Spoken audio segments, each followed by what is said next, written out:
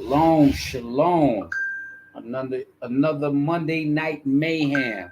All right, bear with us, bear with us. We're about to get active. We're about to get active. Let me put this thing in the group chat. Hold on. Abu Kushar, bear with me. It was a pretty busy day.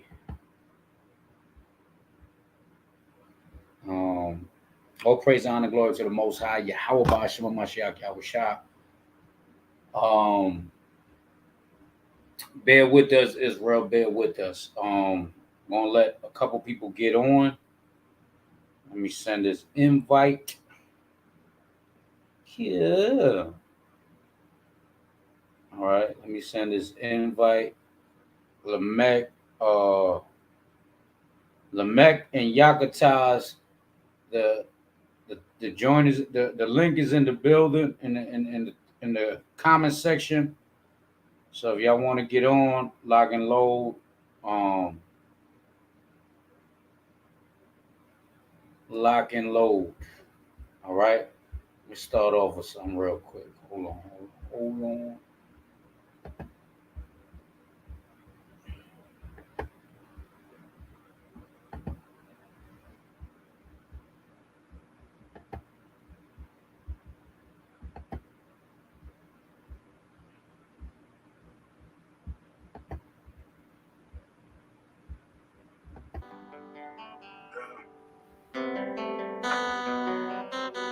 All praises.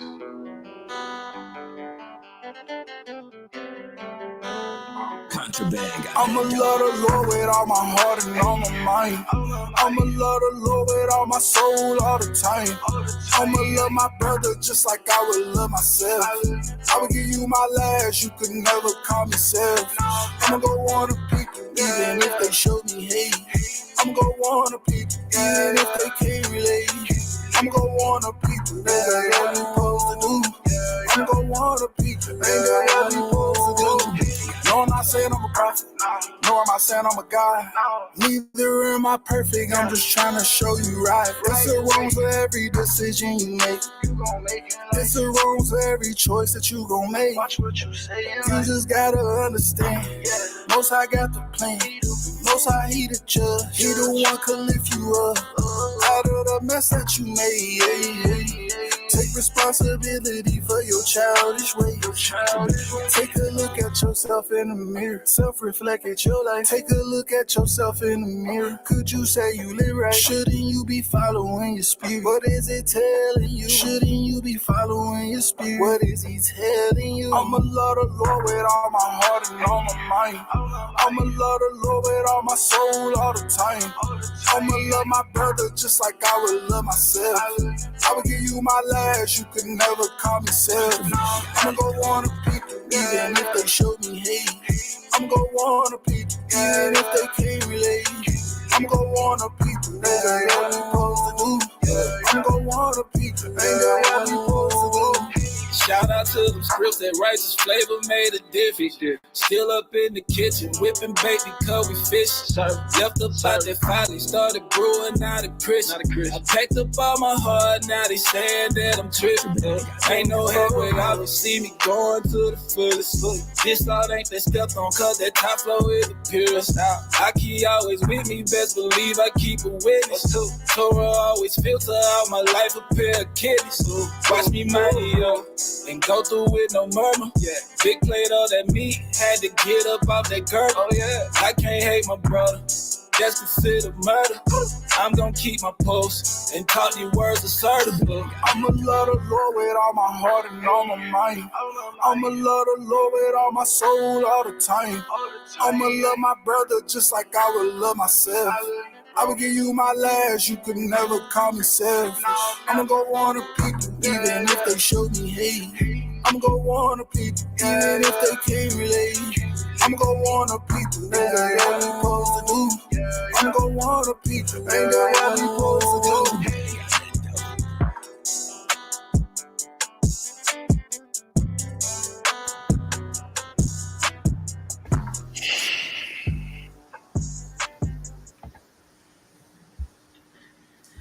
Shalom, shalom. All praise Shalom. and glory to the Most High. Captain Lamont in the building. Khan. Kwam Yashala, man. Thank the Most High, man. Brothers coming together for another Monday Madness. Mayhem.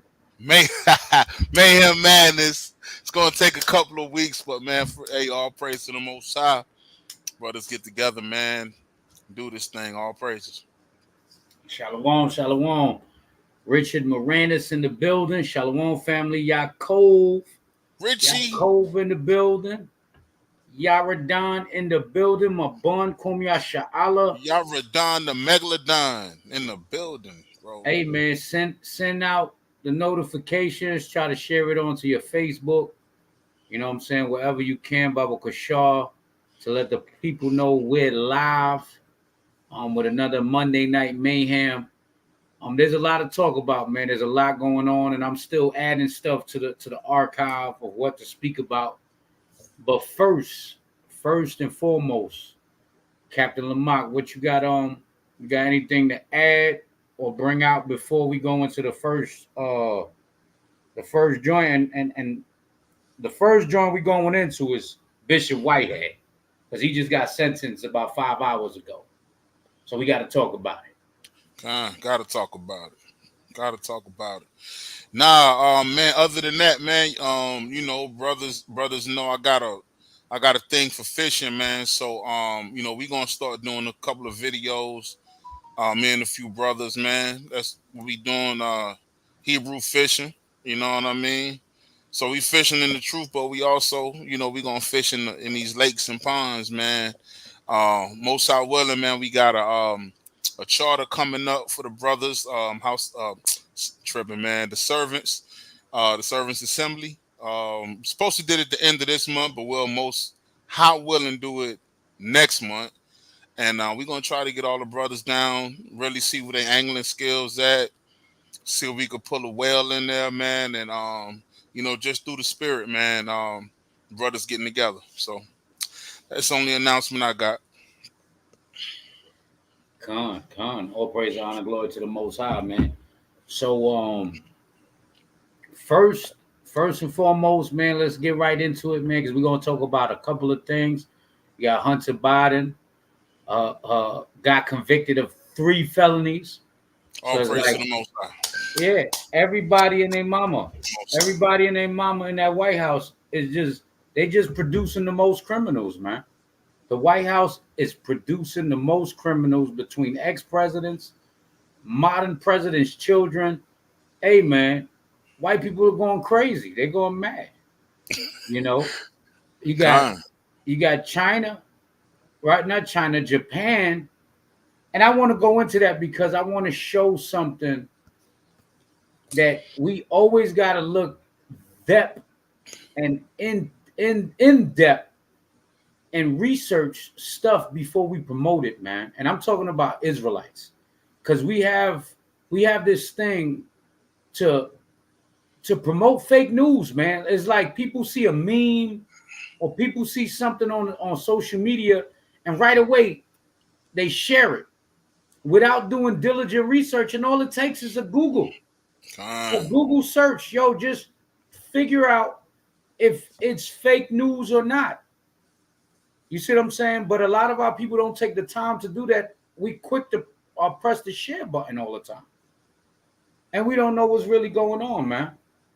All right, so let's go into this here. Bishop Whitehead, right? Let me and we're gonna talk about the draft too. They passing a bill for the draft, and we ain't talking about the NBA draft. We ain't talking about the NFL draft. We talking about Miller Genuine draft. Right. Right. Miller Genuine draft for the United States Army. Right. So, hey, man, we got a couple of things to talk about tonight. And every week we're gonna dive into these deep topics. We're gonna break it down the way we can, the best we can, and show that it's all in the scriptures. But it's Monday mayhem, man. It's Monday Mayhem, man. For sure. There's a lot of Monday night mayhem going on, man. So it's a lot of destruction going on through the spirit, man. We're gonna cause some chaos out here through the spirit. Let's go. God. Okay. Now, first of all, that picture, first of all, is off. You know what I mean? Look at my man. Go ahead, King. Yeah, this. For those that don't know who Bishop Whitehead is, matter of fact, before we go into that, let me give a little introduction real quick. Where people will know who this man is, right? I'll give a little background on what made him famous and what put him in the spotlight, right?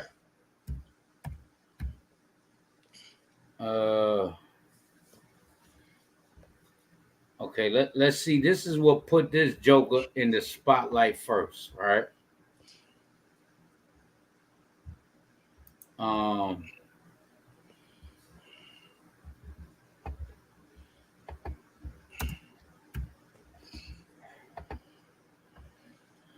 Okay.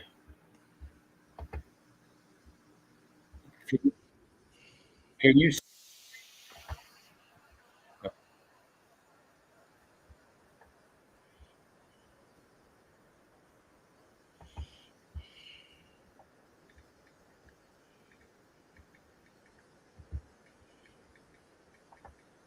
Autopilot.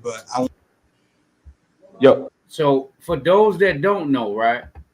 This is what made Bishop Whitehead famous, and he's a bishop in Brooklyn, in my hometown, right?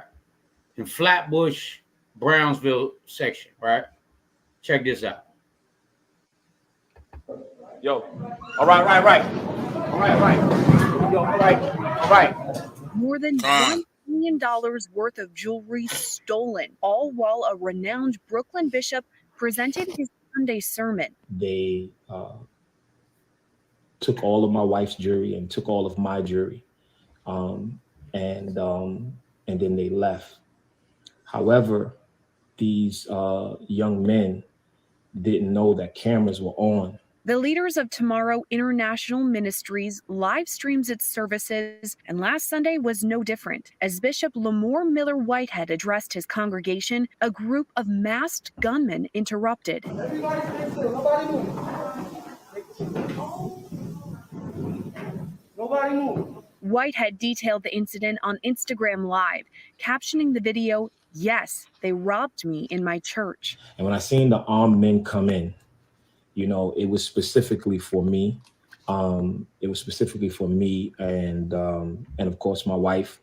And when I seen them come into the sanctuary with their guns, I told everybody, get out. Everybody just get out. Whitehead says 3 people armed and wearing all black interrupted the Sunday sermon. He says one of the suspects pointed a gun at his 8-month-old daughter's face. At the same time, all of his wife's jewelry was taken. After that, his jewelry was also stolen. Come on, hustle. Whitehead said he chased the suspects out of the church, where they hopped into a white Mercedes-Benz vehicle. At the time, about 25 congregants were present. Whitehead now says churchgoers are traumatized. Right, everybody get out. I didn't know if they wanted to shoot the church up or if they were just coming for a robbery. The bishop, known for wearing designer outfits and flashy jewelry, says he and his family were specifically targeted. You know, sometimes, you know, when you are a known bishop, you know, it's a gift and a curse. When you have somewhat of a celebrity status, it is a gift and a curse. You know, you become the talk of the town. The New York Police Department received a report on the incident and says the investigation is still ongoing. For the latest developments in this story and all things true crime, stay with Law and Crime Network. For Law and Crime Network, I'm Sierra Gillespie. Right. So, let me get off this. So,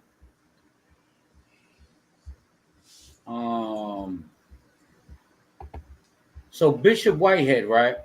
Bishop Whitehead, he's from Brooklyn, New York, Brownsville, Flatbush area, the 90s. he he's actually a real preacher. From what I was told, there were some people from the hood that was locked up with him before he became the Bishop Whitehead. They said in jail, this joker was teaching the Bible. And they used to tell him, man, get away from me, man. Get out of here. They said they used to call him Preacher Man. And he was very annoying. Very annoying, to the people that didn't want to hear about white Jesus. So he's actually a real representative of Christianity, right? He's a real representative of Christianity. And he did time before, from what I heard, was scamming as well. He was a scam. And anybody from New York City, if you're from New York City, the majority of the scammers come from Crown Heights, Flatbush, and Brownsville, Brooklyn. Those are mostly the credit card scammers, the car insurance scammers, the ones that setting up car accidents to collect the car insurance money. Those hoods is known for that, right? And so he's not faking in actually teaching Christianity. He's not faking it. But this is the thing now. Now the man, we're gonna read. Matter of fact, we're gonna go into it. We're gonna let me do another joint real quick. Hold on. Come on. I don't want to go into too much of it, right? But this is the Little Woody gets snarky with prosecutor related. There we go. Now, Little Woody, right? Pause.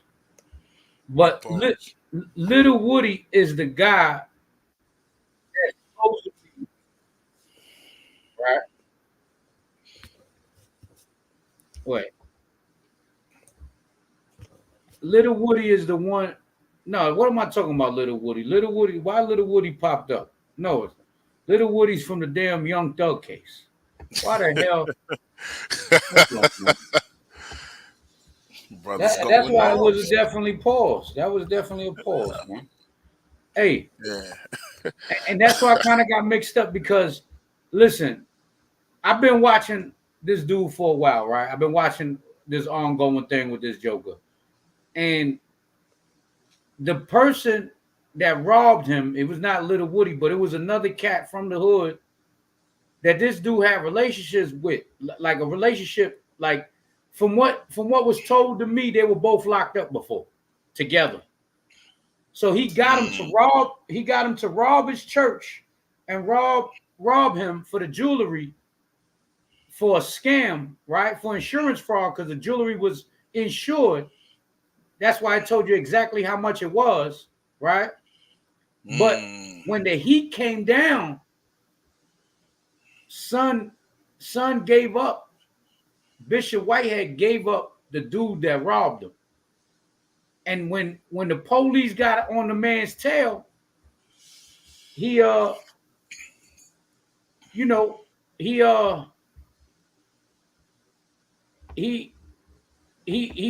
killed. He got killed because that man, the man that got killed, right? The man that robbed him did so much time that he was never coming home again. For this robbery, he not coming home again. And this is stuff that I know. It was on the news, but this is stuff I know from people that was locked up with something. You know what I'm saying? New York is very small. It's the big city, but it's very small, right? So and that's real spill. I'm not giving you fake news, right? That then Little Woody was fake news though. I don't know why he popped up on that, but check this out. This is also Bishop Whitehead, not too long after he got robbed, right? Look at how he dealt with this woman. Check this out. A sermon in Brooklyn landed 2 people behind bars, including a bishop who argues he was protecting his family. CBS 2's Jenna D'Angelo spoke with both people involved and has the video from Conyers. We're going to pause right here. During a live stream Sunday service at Leaders of Tomorrow International Ministries, Bishop Lamore Miller Whitehead appears to get disrupted. You want to come preach? You want to come preach? You want to come preach? Come on up here. Come on up here. The bishop says it all started when 2 women came into the church mid-sermon. One of my ministers told them that you cannot record. You can't record. And they began to make a scene. Police say when a woman was asked to stop recording and leave, she began to antagonize the bishop and approach him on stage. They take pictures and they want to be on social media. Take the pictures. Take the pictures. As she walks past Bishop Whitehead, he appears to grab her from behind and they move off camera. You've seen her walk in front of me, going at my wife and my daughter, and I grabbed her. He says he was worried about his family and thinking back to the moment in July when he was robbed at gunpoint during a sermon streamed live online. That's the only thing that I can remember. This lady had a bag under her arm and she was going after my wife. The woman in the video, 47-year-old Tarsha Howard, was arrested and charged with trespass and disrupting a religious service. She showed us her injury and made a brief statement. I am telling you right now that I did not charge after his wife. It's on video and everyone can see that I was the one that was assaulted. And after this statement, he will hear from my attorney.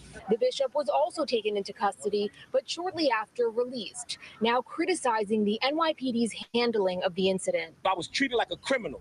So I went from the pulpit to the cell for no reason. The New York Police Department failed me and failed my church. The NYPD says because of crowd control, both the bishop and Howard were taken to the 69th precinct for further investigation. Bishop Whitehead says he wants the NYPD to take action so there are no copycat crimes. In Canarsie, Brooklyn, Jenna D'Angelis, CBS 2 News. And the bishop says he believes this was all a setup. He says he thinks 2 bloggers sent the woman his way for clout. Both of the men, religious commentators, spoke with Jenna over the phone. One said he didn't know the women before this. The other says the women have been guests on his show, but he doesn't personally know them and he had nothing to do with this incident. So, as y'all can see, this is the type of energy this man gives off. Now he grabs the woman, says, and you're talking about doing stuff for clout, brother. You got Fendi, you got Fendi on, you got $500,000 worth of jewelry. I believe he got robbed for $1.5 million worth of jewelry. You got Louis Vuitton on. You got expensive shades on. Who's doing what for clout, brother? Right. You see what I'm saying? And this shows you that we're dealing with nothing but hypocrites, because that's all that's in these churches.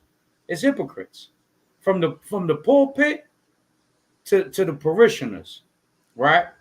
So now I want to go into one more video of this bishop, right?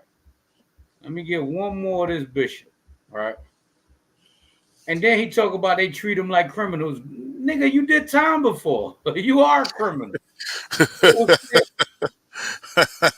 This guy is crazy, right? Once you get in Esau's system, man, you know he gonna keep track of you regardless of what you do. You could be a preacher, whatever. The minute you slip up, you're gonna still be a criminal. You know what I mean? Right. Let me see. No, that ain't it. Right. So we're going and mind you, the man nickname is the Bling Bishop.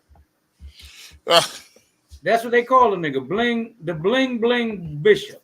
Right. So now watch the bling Bishop. We're gonna let let the videos play. Then we're gonna read the article of what he got sentenced for. Right. So this is a quick clip. Quick clip right here. They call him the Bling Bishop, a preacher who will soon be swapping in his designer suits for prison garb. Lamar Whitehead, convicted today on charges he defrauded a parishioner when she gave him $90,000 from her savings. The case also involved claims he tried to get a $500,000 loan in return for access to Mayor Adams. Whitehead previously found himself in the spotlight after thieves robbed him at gunpoint during a live-streamed sermon. So they gave this man $90,000, right? He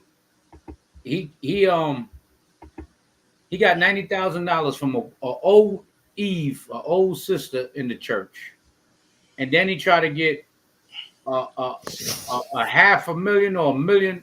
What he said, $500,000 just now, and he was dealing with Mayor Adams too. If y'all don't know, Mayor Adams is the mayor of New York City, and he's a brother also, right? He's a brother also. So there's a lot of corruption going on in New York City right now. So let's get to the article, right? Let's get to the article.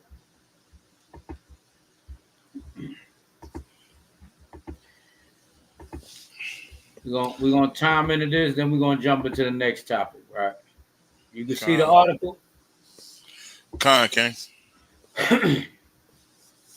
So it says New York bishop sentenced to 9 years in prison for wire fraud and attempt extortion, feds say. It says Miller Whitehead made headlines in July 2022 when armed assailants robbed him and his wife of $1 million worth of jewelry during a live stream service, police said. This joker looked like Omar from The Wire, right? Oh no, man. Like what's the leader from The Wire? The Marlo. Yeah, Khan. Look at this joker, man. He looked jammed up. He looked like a black Riddler. Yeah, he's that's a black scammer. You know what I'm saying? Hey, yo, that's crazy, man. Check this out. The loafers. He got the loafers on. That's crazy. It says a Brooklyn bishop who authorities say stole from one of his parishioners was sentenced to 9 years in prison on Monday in a series of financial fraud crimes that netted him millions, federal prosecutors said. Right? It said Bishop Lamar Miller Whitehead, 46, was convicted in March of wire fraud, attempted extortion, and making false statements to a federal law enforcement's agents. According to a statement from the U.S. Attorney Office for the Southern District of New York, Miller Whitehead, a bishop at the Leaders of Tomorrow International Ministries Church in Conyers, made headlines in July 2022 when armed assailants robbed him and his wife for $1 million worth of jewelry during a live stream service, police said. The bishop was called a con man by U.S. Attorney Damian Williams. Lamar Whitehead is a con man who stole millions of dollars in a string of financial frauds and even stole from one of his own parishioners, Williams said. He lied to federal agents and again to the court at his trial. Today's sentence puts an end to Whitehead's various schemes and reflects this office's commitment to bring accountability to those who abuse their positions of trust. Hey, man, Cat Williams said it's going to be the year of exposure, man, 2024. So let's play this 2-minute video real quick. Bring it out. It's been an emotional roller coaster for the past 4 years. Rashid Anderson relieved tonight following the conviction of Lamar Whitehead, better known as the Bling Bishop for his lavish lifestyle. A Manhattan federal jury today finding Whitehead guilty of defrauding a parishioner and trying to extort a businessman. It's been a long time coming, and we're very happy to see that the verdict was guilty today. Rashid's mother, Pauline Anderson, invested $90,000 of her retirement savings with Whitehead. Prosecutors said he spent the money on luxury goods at Louis Vuitton and Foot Locker, and even used Anderson's money to make his car payments. Rashid testified during the trial. You and your mother trusted this guy. Yeah, we trusted him a lot. Whitehead, no stranger to headlines. In July of 2022, he was robbed at gunpoint while delivering a sermon in Brooklyn. The $1 million jewelry heist caught on his church's live stream. 2 months ago, one of the men accused of the robbery killed by U.S. Marshals at a New Jersey hotel. This was the guy that put the gun, have a gun pointed just like this in my wife's face, pointed just like this in my 8-month-old baby's face, and then had the gun to the back of my head as he ripped off my jewelry. Whitehead not yet publicly commenting on his conviction, which also includes charges that he tried to force a Bronx businessman to lend him $500,000 while promising access to Mayor Adams. Whitehead claimed he knows the mayor on a personal level. The bishop going to social media after his arrest in December 2022. Just because you was arrested doesn't make you guilty. Jurors found Whitehead guilty of wire fraud, lying to the FBI, and attempted extortion. The trial lasting 2 weeks. Rashid had prayed for today's outcome. I do want to give thanks to God because he was the one that, revealed the truth, and I was able to go up there. Everyone was able to go up there and speak their truth. Whitehead's sentencing is scheduled for July 1st. He faces up to 45 years in prison. Chris Jose, News 4 New York. 45 years in prison. Most High willing, that man stays in there, man. We don't need niggas outside like that scamming the people, man. Go ahead, King. Nah, man, it's just crazy, man. Just trying to take in the whole video and get my best observation of what's going on, man. It's just like, the Most High, he'll put you in he'll put you in a roller coaster. When he get ready to shut you down, he'll make you do certain things that you really don't know what you're doing. You know what I'm saying? Like setting up the people to rob him, bringing all the attention to himself. Talking as if he's smarter than everybody else. You could tell he's a dummy. You know what I'm saying? But a lot of people that you find in these scam situations, they convince themselves that they whatever they think they is. You know what I mean? The way he talk like somebody that really don't talk good. You know what I mean? Like he put the gun to my wife's head just like this. He put the gun to my daughter's head just like this. You sound goofy, man. To somebody else who got a little bit of sense, they not even finna deal with that right there. You know what I'm saying? But I got one quick precept for that real quick, man. Because this is what we dealing with in these last days, man. We've been dealing with it, but us coming into this truth, now we kind of recognize it, right? So let me get this quick precept, man. It's the book of Isaiah, chapter 56, and verse 10. We'll start at verse 10. It says, his watchmen are blind. Right? Who's his watchmen? Those are the pastors that's supposed to be, watching out for the people. But what he doing? Extorting brothers. And I think that brother sound like a Benjamite. What you think? Yeah, that's all that's in Canarsie and Flatbush and Crown Heights and Brownsville. It's Benjamin, Levi, and Judah, man. Mostly Benjamin and Levi.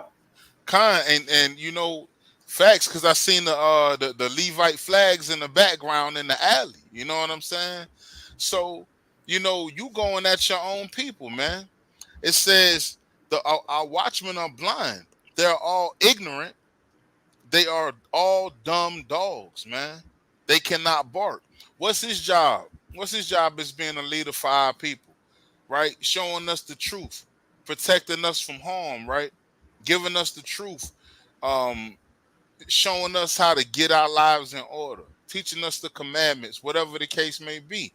You know, he just in there for filthy lucre sake. Then he want to act crazy like he don't know why they robbed him. My nigga. Like, you and your rib sitting up there with millions, man. You got big Spike Lee glasses on, Riddler jacket, okay, Pops from the Wayans brothers shoes on, Stacey Adams, okay. What you think, man? And then at the end of the day, you set that thing up. But let me continue reading. It says they cannot bark sleeping. They cannot bark sleeping, lying down, loving to slumber. Because yeah, he loving all of this riches that he getting, man. Robbing his own people, man. Extorting his own people, man. Right? Let's get verse 11. It says, yea, they are greedy dogs which can never have enough, and they are shepherds that cannot understand. They all look to their own way, every one for his gain from his quarter, man. So he just in this thing for the gain anyway. And we understand that the Most High, he gonna shut these things down in the last days, man. You know, these dudes is just goofy, man. And you know, he got exactly what he deserved. I just pray an Israelite talk to him while he in there, and bring him to this real truth, so that when he come out, man, he could be a powerful speaker, man. Because the brother is charismatic, Con. Yeah. You know what I'm saying? You know, we always talk about brothers that teach us very charismatic. They got a way with the people, and whatever the case may be. If we had a brother like that out teaching this truth, hey, man, ain't no telling, man. You know what I mean? Same way when DMX came up and he got the truth, man. If let's just say he didn't, you know, I'm not going to say nobody put him to death, but it's mighty odd that 4 weeks or maybe a month and a half after he showed up to the Israelites, then he just can't. Now he was healthy as a lamb when we seen him, and then now he's stretched out. But we'll leave that right there. But somebody that's charismatic like that could lead the people, man. And that's what they don't want. What's the president that said that we don't need another black messiah? That we don't need a black messiah? Now, it wasn't the president. It was J. Edgar Hoover. Con. From the FBI. Right, and I think that's called COINTEL. Yeah, they got something to do with that. Yeah, man. So, you know, at the end of the day, you know, you gotta expect these things, man. But I just pray the brother come up out of that and you know, face his demons, man, because he got a greed demon on him, man, and he leading the sheep astray. But I digress on that, King. Con. I'm just putting this thing on Instagram real quick. Con King. But yeah, man. Yeah, so let's continue with the article, man. Yeah, he's definitely charismatic, you know, and he been around the block. Like I said, he already did time for scamming before. You know, and he just found a new hustle. He found a new hustle. You know, and I'm gonna tell y'all something. Us being Israelites, as well as we know the Bible, at any given time, we can jump to the left-hand side and create a mega church. You know what I'm saying? We can get a mega church and become millionaires overnight with the knowledge that we possess in the scriptures. If we manipulate the scriptures and manipulate the true gospel, we can become millionaires. Trust that. Trust and believe that. You see what I'm saying? That's why this word is a two-edged sword. You can use it for good and you can use it for evil, right? So let's finish this here. Miller Whitehead was also sentenced to 3 years of supervised release and ordered to pay $85,000 in restitution and forfeit $95,000, prosecutors said. Attorney Don Florio said in a Monday statement, Miller Whitehead is innocent and vowed his legal fight is not over. As today's sentencing was not what we had hoped for, we are deeply saddened by the outcome. Despite this setback, we remain steadfast in our belief in Bishop Lamar Miller Whitehead's innocence and are committed to continuing the fight, Florio said. All right. Crazy. It says I mean, that's a lawyer's job. You can't blame the lawyer. Whether Right. whether their client is guilty or not guilty, or guilty or innocent, or guilty or not guilty or innocent, that's their job to you know what I'm saying, to make it look like they're innocent, regardless of whatever. Right? It says we will explore all available legal avenues to ensure that justice is served. Our dedication to proving Bishop Whitehead's innocence is unwavering, and we immediately begin the appeal process. During the 2022 robbery incident, armed assailants displayed firearms and demanding property from the bishop and his wife, then 38 police said. Right? It says, the preacher embraced his flashy lifestyle. He was known for driving around in a Rolls Royce, and records show that he lived in a 1.6 million home in Paramus, New Jersey. He also owned apartment buildings in Hartford, Connecticut. A number listed on the Leaders of Tomorrow International Ministries Facebook page was not in service on Monday afternoon.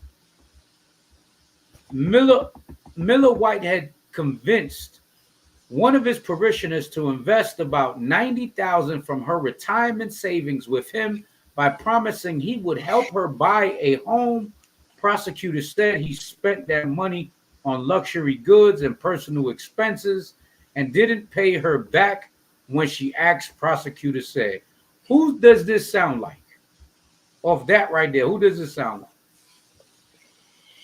I don't know. Why? Go ahead. Polite. Okay. It sounds like Polite without the unk. Without the child molestation.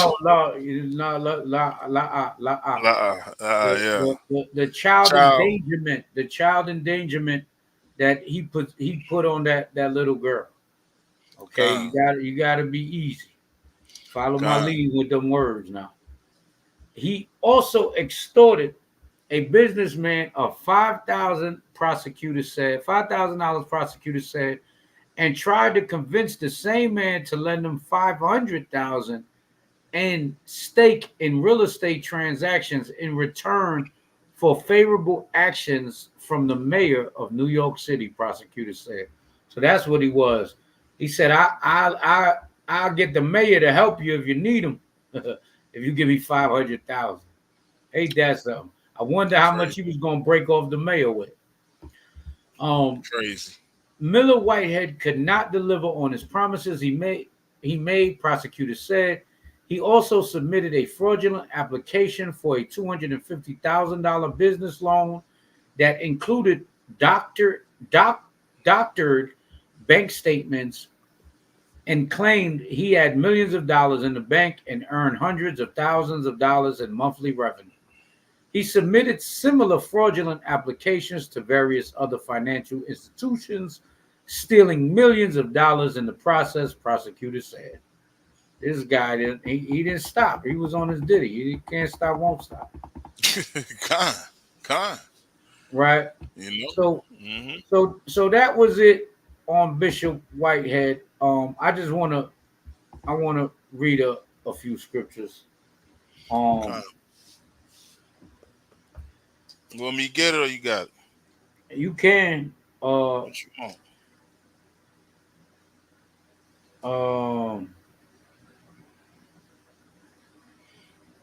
It's Jeremiah 23, but I want to start from, where is it? Let's see. from 21. Con. You ready? Yeah. It's the book of Jeremiah, chapter 23, verse 21. I have not sent these prophets, yet they ran.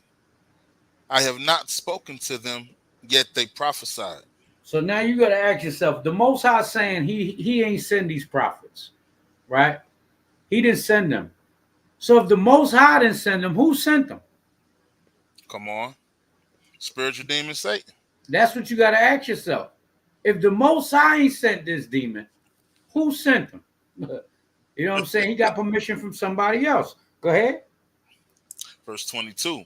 But if they had stood in my counsel and had caused my people to hear my words, then they should have turned them from their evil ways and from their evil doings. And now the evil of their doings. You said something earlier. You said you hope he bumps into an Israelite, right? That teach him the word. I got news for you. Flatbush had the biggest presence of Israelites in the late 90s. The biggest presence of Israelites in all of Brooklyn. Second to Harlem. Okay? The Flatbush area, the Canarsie, the 90s in Brownsville had the largest percentage of Israelites in the late 90s. And that's a fact. That's a Snapple fact, right? The original Rum Gadar, you have Rum Gadar that's out now. The original Rum Gadar was from Flatbush. And I'm talking about over 600 men.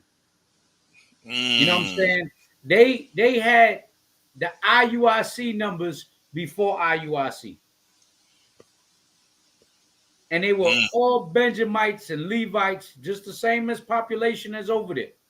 But a lot of them fell off with the year 2000 doctrine. They taught that thing from the rooter to the tutor, right? But I'm not going to go into that. You know what I'm saying? A lot of people was affected by that. A lot of people fell out the word from that. And a lot of them Negroes, believe it or not, Bishop Whitehead, from his age, he's 40-something years old. There's no way he never heard the truth in Flatbush by the junction. No way.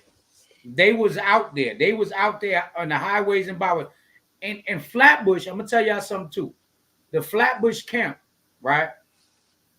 The original Rum Gadar. They were famous and known in the Israelite community for robbing drug dealers. Wow. Because they were so deep. It was a bunch of them. And they run up on you, you had to give it up. But they were known for robbing drug dealers. So, like I said, New York City is the big city, but it's very small. So, the bishop, without a fact, without a shadow of a doubt, that man heard the Israelites before. And if he didn't hear the Israelites in Flatbush, he heard them downtown Brooklyn. That's a fact. So that's going back to the 22nd verse, right? He said, the Most High said, but if they had stood in my counsel and had caused my people to hear my words, then they should have turned them from their evil way and from their evil doings, right? But go ahead. Verse 24, Salakia, verse 23. Am I a God at hand, saith the Lord, and not a God afar off? Right. Okay, go ahead. Can any hide himself in secret places that I shall not see him? Saith the Lord. Do not I fill heaven and earth, saith the Lord? Right. So you went from scamming on the streets to scamming in the house of the Lord, right? In the house of the Lord, where you got vulnerable, old, silly women, man, with stupid hats on that you taking advantage of. You taking advantage of these old, silly women, these old, silly grandmas that don't know the word of God. And you taking advantage of them, man. You should be ashamed of yourself. Most High willing, one of them grandmas that you took advantage of, one of her grandchildren are in jail and they meet up with you. That's right. That's it. That's right. You know what I'm saying? You knew the word. There's no way this man never heard the word before. Being from Canarsie, Flatbush, Brooklyn. Right? Go ahead. Verse 25. It says, I have heard what the prophet said, that prophesied lies in my name, saying, I have dreamed. Right. And we use that for Martin Luther King all the time. But that's what if you sit in these churches, that's what they be telling them. The Lord told me. God spoke to me. And I had a dream. And it's so regurgitated and so corny, man. And the people fall for this stuff. And that's why the Lord compares us to sheep. Because the sheep, they don't question nothing. We just walk right into the slaughterhouse. You know, the goats are smarter. I've been around these goats. The goats are smarter. They know if you trying something, or even if they don't know if you trying something, they trying to feel you out first, trying to get to know you. You remember when we went to kill the goat for the Passover? Yeah, he was trying to get out the way. Like he was like AI. You know what I'm saying? Like he was like, yo, something ain't right. Like, right. You know what I mean? Y'all trying to do something. And I gotta try to get away. You know what I'm saying? Yeah. And he was fighting to the end. The sheep ain't like that. The sheep ain't like that. So it's like when you bully on somebody that can't fight, man. Somebody that not even can't fight, but they don't even got the heart to fight. And that's what you're doing when you picking on these old women, man. Right? But so that's what they do. They prophesy lies, man. Okay, go ahead. It says, verse 26, how long shall this be in the heart of the prophets that prophesy lies? Uh-huh. Yea, they are prophets of the deceit of their own heart. Of their own mind, man. Gucci, Louis, Prada. Iced out medallions. Only built for Cuban links. That's the way this nigga was, man. Only built for Cuban links. Son got $1 million worth of jewelry taken. And it got to be on camera, because if it wasn't on camera, right? And now all of a sudden after the camera, he don't want people recording. But it was on camera when it happened. That just shows you and how it was portrayed. Yeah, certain things be happening on live. But come on, man. You know, that was all part of his scam. That was all part of insurance fraud. That's why that dollar amount was there, $1 million worth of jewelry. They knew the way. How you wearing $1 million worth of jewelry to church? Okay. All right. Come on now. That's it says, what it say there? It say 26.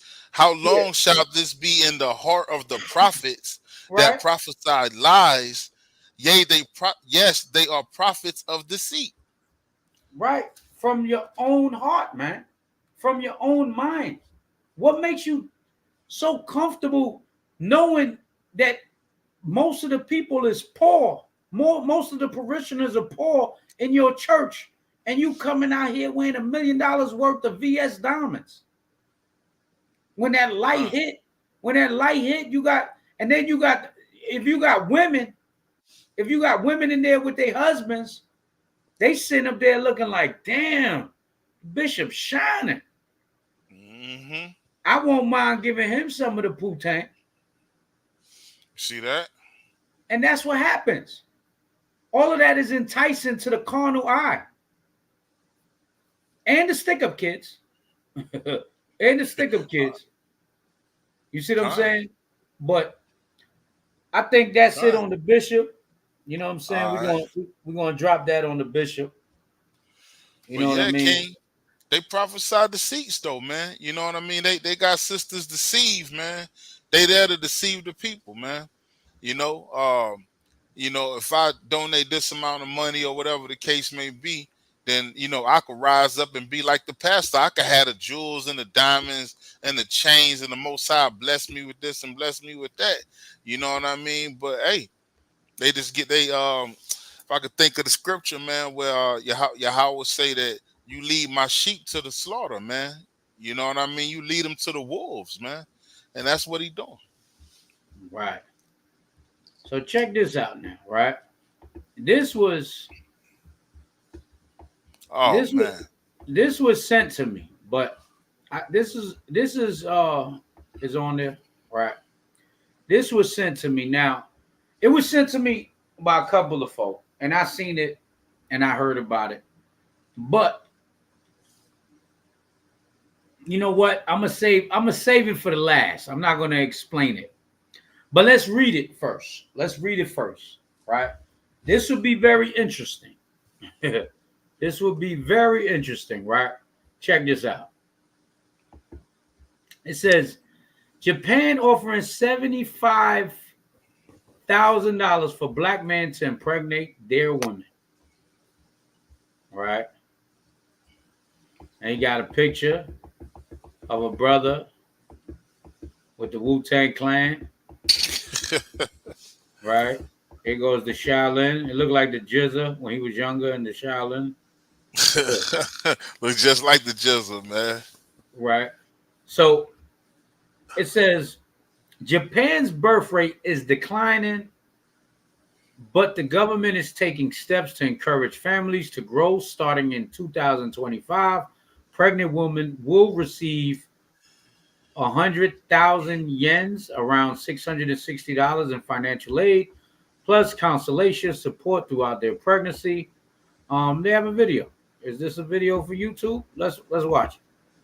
Let's see what Japan is an island nation in East Asia known for its rich culture, advanced technology, and beautiful landscapes. It consists of 4 main islands, namely Honshu, Hokkaido, Kyushu, and Shikoku, along with many smaller ones. Japan blends ancient traditions with modern innovations, creating a unique and fascinating society. Tokyo, the capital city, showcases this mix with its tall buildings, historic temples, and lively streets.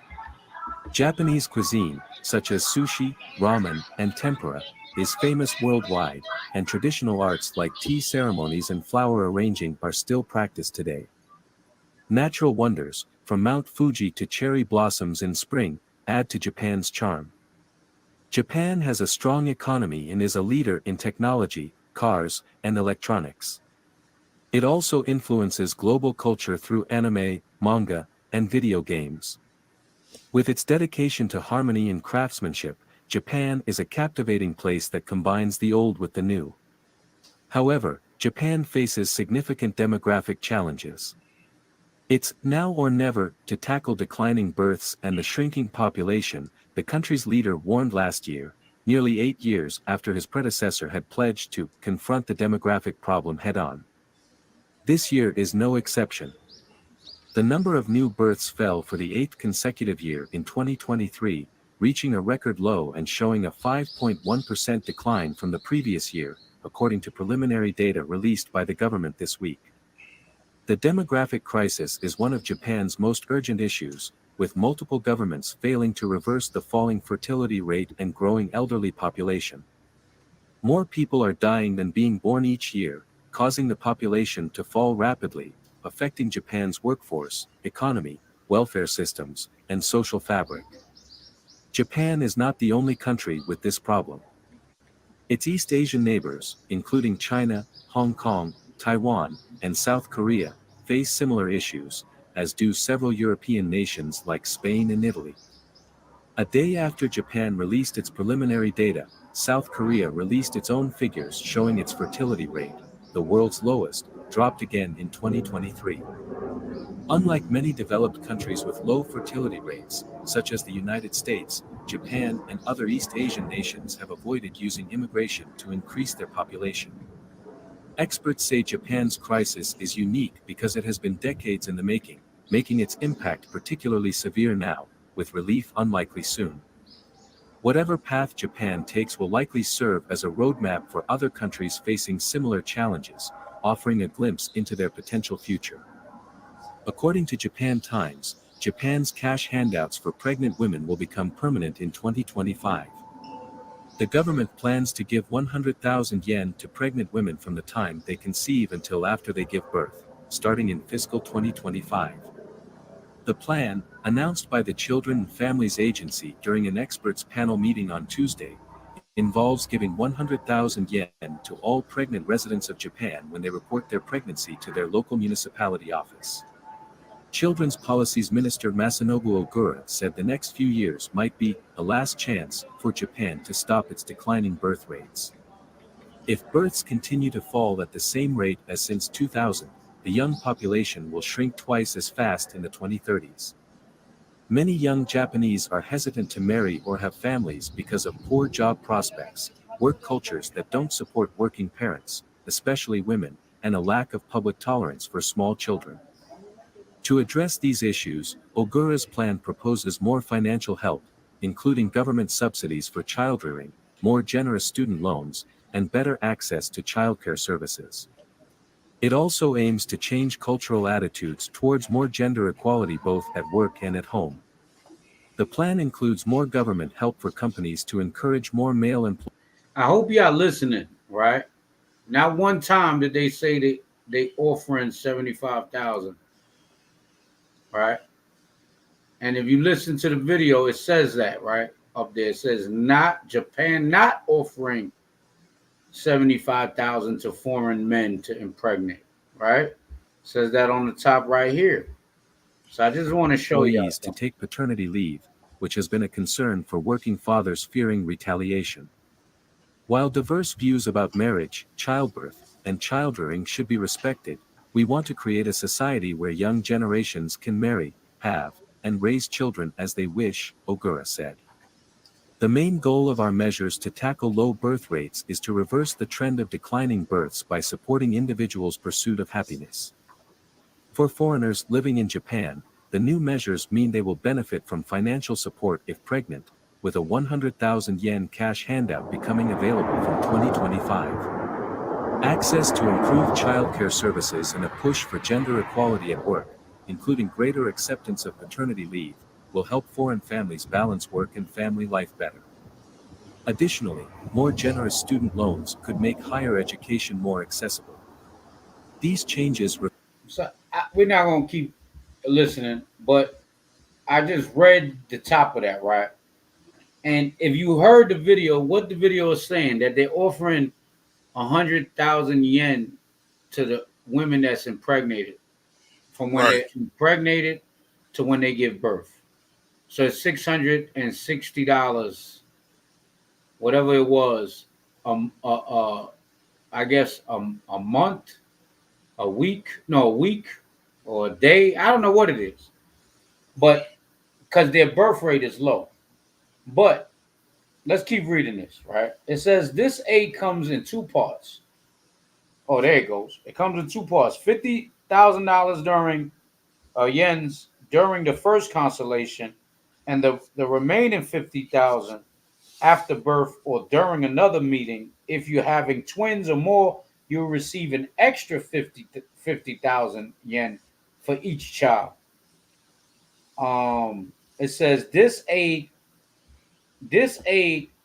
can be used for childbirth and child care products, post-childbirth care, or babysitter fees.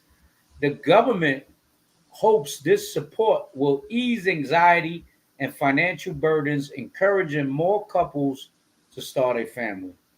This is a part of a larger effort to reverse Japan's declining birth rate. Other initiatives include increased subsidies for hospital fees and resume babysitter discount coupons. Let's support families and build a brighter future for Japan's next generation. So, what I wanted to bring out in this is we as Israelites, man, we got we always and not not everybody, but a lot of times Israel, right? Israelites knowing the truth, knowing the scriptures, right? We share fake news, man. Because we don't do a quick Google research. And I was kind of, I wasn't skeptical about it. I wouldn't be surprised. But, you know, they can get them Africans to go over there like nothing. Right. If there's if it's something, you know what I mean? If it's something like that. So check this out. I just want to bring this out. This is just to show. And man, listen, brothers and sisters, fake news is against the Most High, bro. Right? Bring it out. So this is a quick Google search. And this is called Ghana Fact. This is from GhanaFact.com. Because all them goddamn Hamites would have been over there popping them women for a shoe. For 75, they would have did that for $1,000 in a shopping spree at Key Food, man. Right? Give them a gift certificate for food at Walmart. God. Them niggas would have did it for $1,000. Right? It says South Korea and Japan not offering 75,000. Y'all can see this, or should I blow it up? You kind of see it. Okay, that's it could be bigger though. Yeah, right there. Okay, right. So it says South Korea and Japan are not offering $75,000 for black men to impregnate their women. June 12, 2024, 1:37 p.m. Claim government South, whatever. See, and this is the YouTube. Japan ready to pay black men $75,000 to impregnate women. Are you kidding me? You know how many jokers would have been over there just for free? You know what I'm saying? Just to pop some women, man. Salakius, you know how many Hamites would have been over there? Like, I'm black. You know what I'm saying? Like, you know what I'm saying? That's crazy. That's crazy. And real quick, a lot of times, man, this fake news is a detriment to our teaching. You know what I'm saying? It's a detriment to our learning. Right.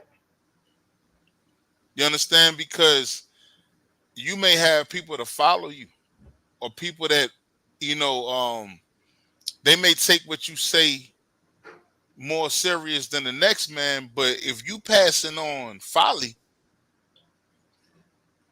if you passing on,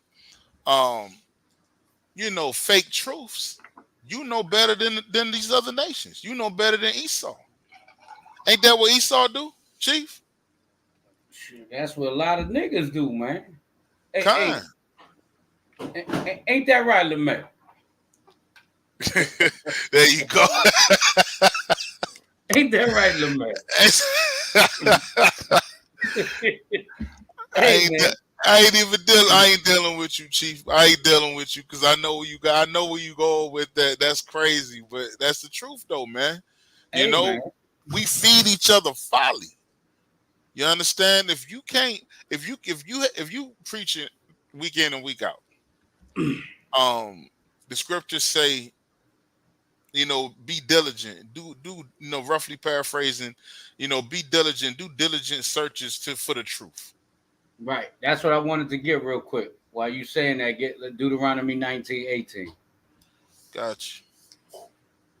And you basically you going against your own teachings. You said Deuteronomy 19 and 18. Come. Niggas will tell you they Rick James, bitch. Con, that's Yak. He want the link, King. He just messaged me. The link is in the It's in the description over there. in the comment section. You ready? Yeah, guys. It's the book of Deuteronomy, chapter 19 and verse 18.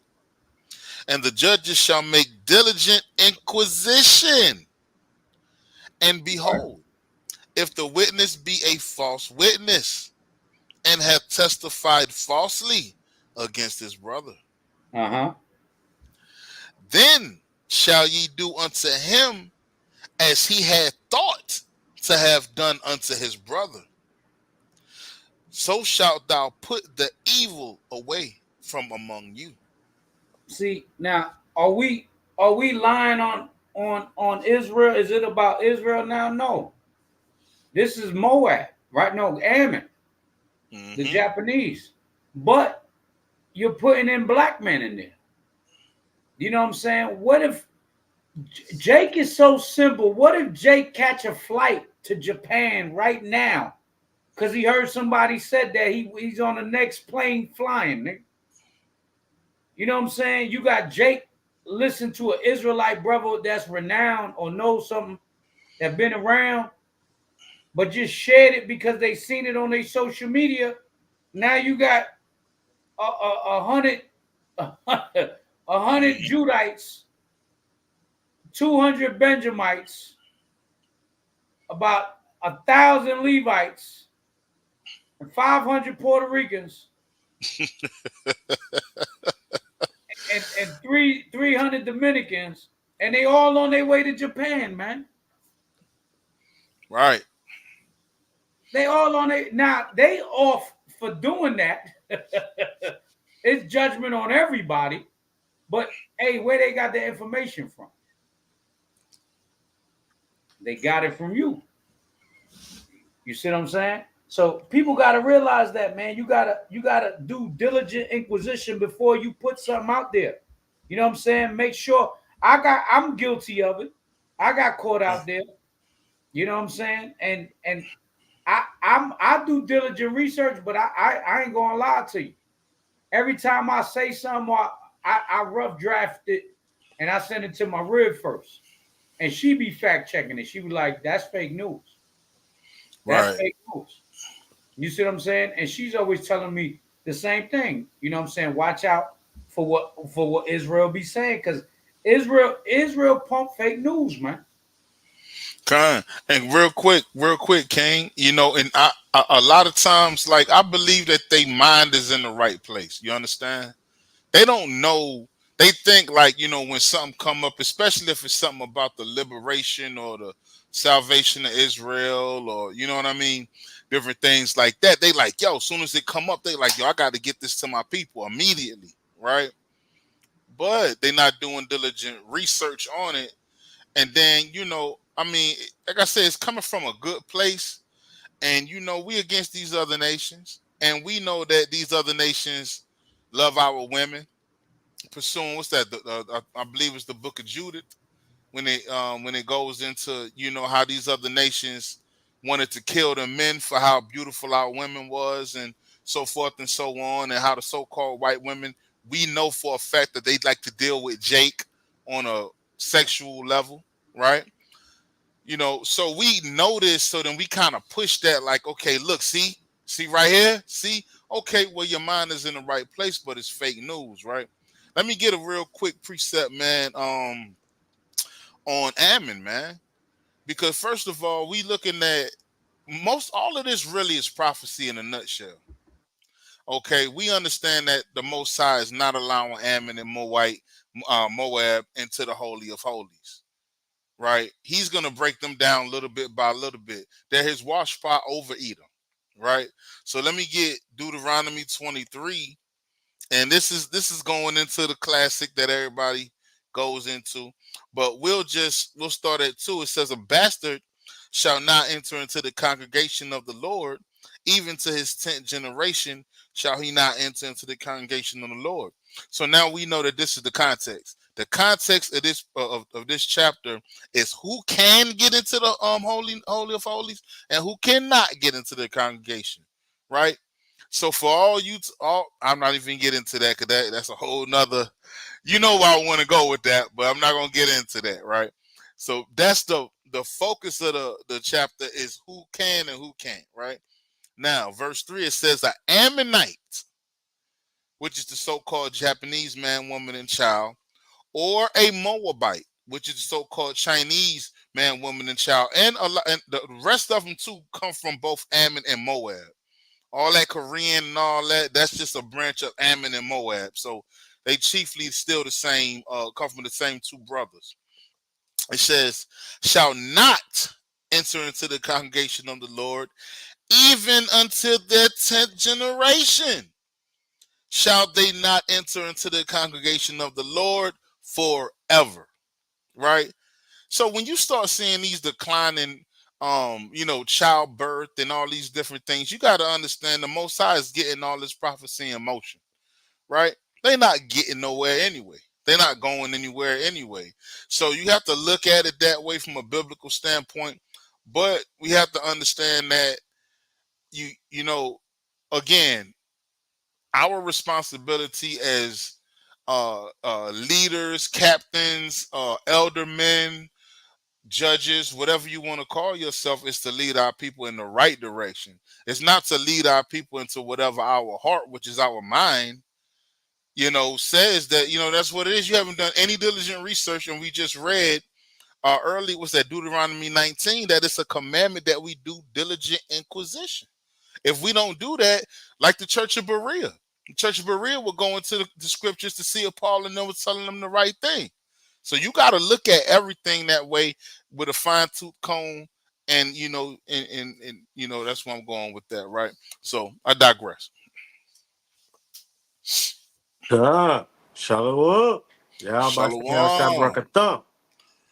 Mighty Wolf in the building. Call me Shalam. Hey, Salaki, my old ass had to wake back up, freshen up. You know what I'm saying? Act like I've been woke. But he had to clean his paws, you know what I mean? So look, I take that thing too. Look, on another note, right? I take that thing also as a message, even though it's not entirely true. Because I believe what I read, it was 75,000 yen, if I'm not mistaken, not really $75,000. No, it said 75,000, but it wasn't. It was fake news. You know what I'm saying? It's fake news. They actually giving 100,000 yens to each woman that's giving birth. And it equals up to like $600 and something dollars or something, if I'm not mistaken, right? $700, $660, something like that. But yeah, even with stuff like that, man,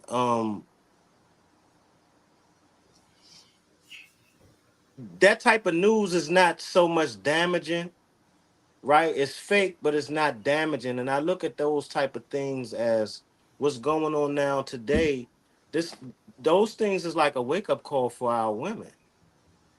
You know what I mean? Because you can go online and see that it's a lot of Moabites and Ammonites hunting for Matumbo. You know what I'm saying? Right. And listen, they coming over here to hunt for Matumbo, and they got Moabite and Ammonite groups, like Facebook groups, like real groups looking for only brothers, right? And I look at that as like it's a subliminal warning shot to Eve, right? And Eve been getting a lot of warning shots, but this one of the warning shots. And to reflect back on what we was dealing with last week. What's the brother name? The preacher name say the woman is the real head of the household. Oh, a yada. A yada something. Yeah, I got another video for you from him. Nada. Let's call that nigga Nada. I look at these type of propagandas as like spit in the face to his type of doctrine. Hey, Lamette, give me 32 and 9. Isaiah 32 and 9 real quick. Con. 29. Salakia Israel. I ain't lift my hat up a few times, man. Isaiah 32 and verse 9. Con. This is the book Because of look, as America, as much as America is falling, you seeing the degradation of the respect of and I'm gonna say this, of the younger generation for our women. You know, as the older women constantly complaining and still trying to be Eve, they destroying the younger generation. The younger generation of men, they raw than we ever been. You know what I mean? I'm talking about, man, it's disheartening to see how the young brothers is raw on the women now. Like most of them, the women don't have no Salaki. The women of today don't have no value towards our young brothers. Our young brothers don't see our women as what I would say assets no more. You know what I mean? They just a piece of meat now. Word out. This is the book of Isaiah chapter 32, verse 9. Come. Rise up, ye women that are at ease. And listen, I look at it, I look at the propaganda as a warning shot, right? It's letting you sisters know that look, it's other women out here that value your men, right? And actually, in a real sense, that's propaganda. But the thing about Asian women loving black men, that's a real thing. And these white women, these Asian women, I can't say the East Indian women. Hey, but look, it's some so-called Cushite women that work in a liquor store around my way. They love the brothers. You know what I mean? And they got men all around them working in the store. And I'm like, I'm like confounded at that because Kush usually give us the stale face. You know what I'm saying? But all these other nations are starting to realize, and they seeing us wake up too. Even the brothers that ain't in the truth, these other nations are looking at them as the prize because of what the Most High is doing through the Israelites, right? And as much as we rising, our women is falling out. They falling away. You know what I mean? Our women is falling away, and we the only ones that's holding the fort down. The ones that's in the truth. Go ahead. Rise up, ye women that are at ease. Go ahead. Hear my voice. Uh-huh. Ye careless daughters. Right, and a lot of our women careless as hell. Most of our women careless. I mean, from our mothers to our aunts to our damn sisters. You know what I mean? Man, I listen. I can go through the stories about the battles. You know, the issues with the baby mamas. You know, the stories all over the place. The unruly baby mamas and mama connecting with the baby mama and your sister and them. You finally get custody of the kids and your mother and your sister and them mad at you because you why you take the kids from her? God. You know what I'm saying?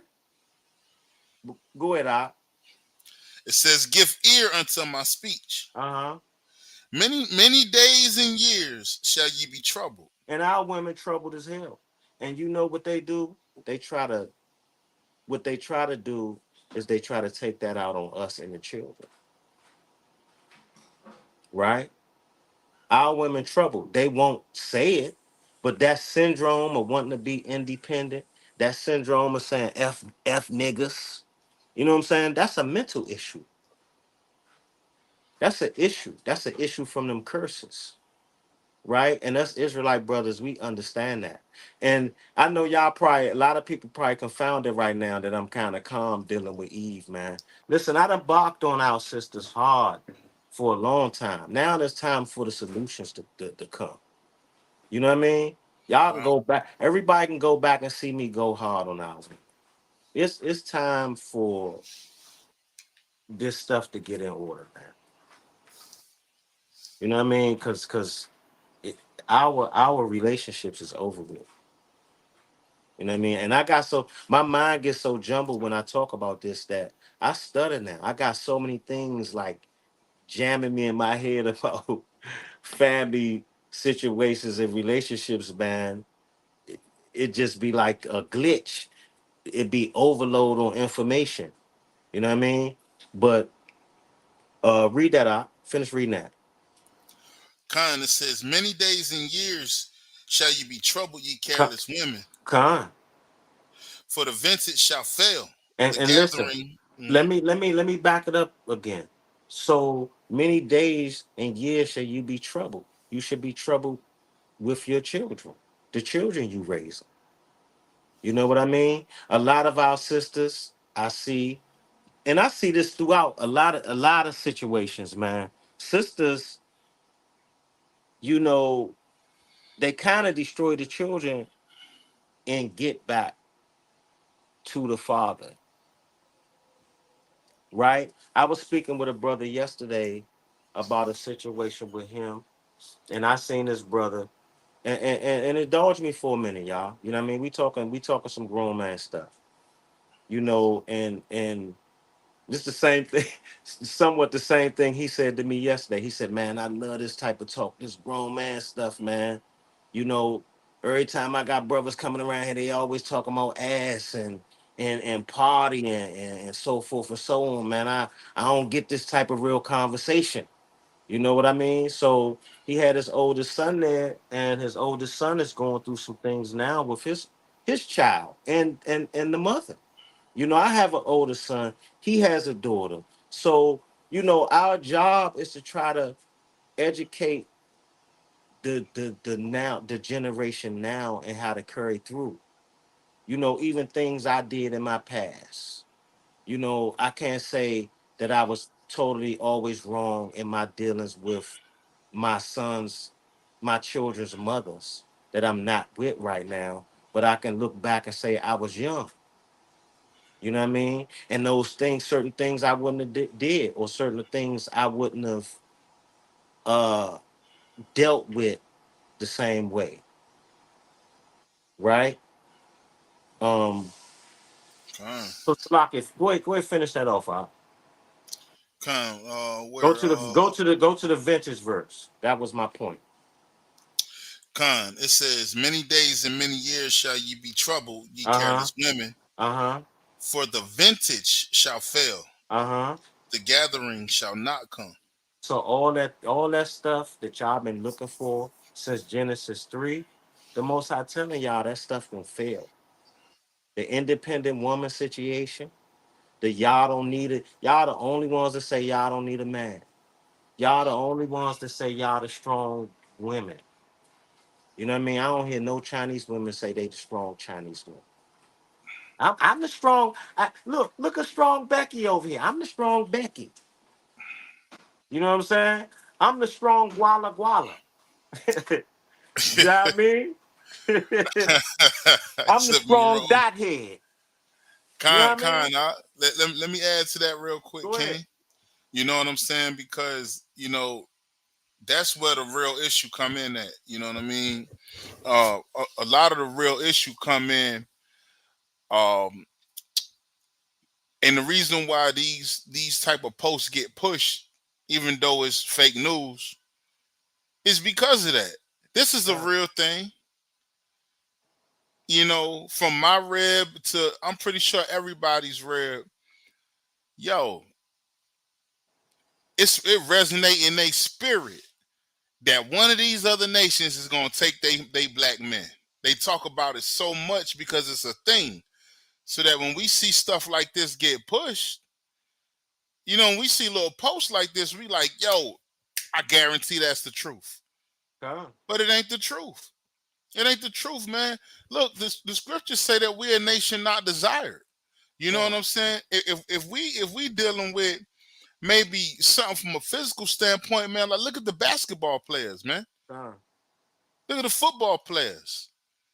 We don't get these other nations until we get rich and we could dunk a ball and what the brother say, he got a wicked jump shot. You know what I mean? Huh. That's when we get them. Because You know other why? than that, we're a nation undesired, man. They don't really, they not dealing with Jake that's at the corner trying to get a beer, smoking a black. They not dealing with that. Gone. And then what they do, brothers either wind up dead, brothers wind up broke. These women come in, they take half of their money, they take their children, they do all these different things. And this is why like posts like this get pushed on you know, because this is stuff that even Eve knows to be true, but just in this case, it wasn't true. And brothers got to really start doing a diligent search, you know, for we be one of them wicked pastors and wicked preachers that's leading our people astray. You know what I mean? Gone. And listen, like I said, that was a warning shot from the Most High, because Eve off the chain. Eve loose with the tongue when it come to the black man. You know what I mean? She real belligerent. You And know and what then I'm saying? two King, real quick. Family Matters, bro. Gone. I hate that show now. Family Matters. The whole show was the main star, really, Laura and Urkel, right? But Laura was the main one, and her ugly mama, right? And her effeminate father that we know was effeminate the whole time, looking like a rubber duck. Okay, the whole thing was about, oh, you a chauvinistic pig, you were this, you were that. That's all you heard spill out of Laura's mouth. Chauvinistic, especially if you the so-called black man on that show. It was a downgrade to black man. It was showing the weakness of the male father in the house. The woman was the mama was the hardest thing in the house. She looked like a black porcelain doll. You know what I mean? And this nigga Carl was soft. He was food. So when you start seeing our women acting like this, bro, we was bred for this, man. We was bred for this. But go ahead, King. Nah. Hey, listen, I'm gonna tell you something, man. This spirit ain't just come on me in the truth. I've been on this thing since I was a little boy, man. I used to get pissed off at my grandmother and the women around the house with these damn stories and damn Laura and Falcon Crest and Dynasty and oh man, bro, I used to and I realized, I said, damn, this TV is starting to TV and movies, but mainly TV and soap operas is starting to guide our relationships in our family. This was pissing me off when I was a child. I recognized this when I was a child. Esau was manipulating that thing then. You know what I mean? But give me another one, Op, and I'm gonna cap this off. And I'm gonna show you. This is why I think the Most High is sending warning shots to our sisters. Give me Proverbs 31, start at 10. Classic. Come. All right, Salakia. It's the book of Proverbs, chapter 31, verse 10. It reads, who can find a virtuous woman? So hold up, Salakia. The scriptures is asking a pertinent question. It's asking who can find a virtuous woman, right? This is not just a regular question. Who can find a virtuous woman, right? Because evidently a virtuous woman is something that's hard to find. And a lot of our sisters throw this virtuous woman title around real loose. You know what I mean? Go ahead. It says, who can find a virtuous woman? For her price is far above rubies. And y'all don't listen. If you understand, go research real rubies. Rubies is way more valuable than diamonds. Research the value of rubies. Her value, right? Because her value, Salakia. I'm gonna read. I'm gonna just back you up on this one. Go ahead. For her price is far above rubies. Salakia. Go ahead, Al. Verse 11, it says, the heart, which is, or the mind of her husband. See that? Go ahead. Do it safely trust in her. And listen, this is Solomon. So he's not talking about no damn heathen woman at this point. You know what I'm saying? Solomon was a wise man. So he wasn't talking about no damn heathen. He was talking about an Israelite woman right here. Go ahead, because she knew the law. Go ahead. It says, the heart or the mind of her husband do it safely trust in her. Uh-huh. So that he shall have no need of spoil. You know what spoil is? A dusty Ammonite or a Moabite, a dusty Hamite, a dusty Edomite. That's what The spoil one, is. the one on the Right? screen, King. A wash pot. And A look, dust bunny. what's so wild is that I was about to say something about this. Not the most gangsterous joker here. That the woman was trying to run him and he had to leave. Moab was trying to run him. She was sunning Jeezy. You hear what I'm telling you? Moab was sunning Jeezy. And he had to break out. Not the niggas, not the 16.5 nigga. I got him for 16.5. You know what I'm saying? Thug motivation 101. Cuh. You know what I'm saying? But he got Moab sunning him. You know what I'm saying? But that's what he get for dealing with dusty ass Moab. That's what he get. He should have stuck with our sisters. No matter what, he should have stuck with our sisters. So, like I said, that's a warning to you, sisters. Finish that off. It says, verse 12, it says, she will do him good and not evil all the days of her life. And that's why he wouldn't want no other nation. That's why he wouldn't be tempted with no other dusty critter, no dusty heathen. You understand? So I yield right there. Go ahead, Chief.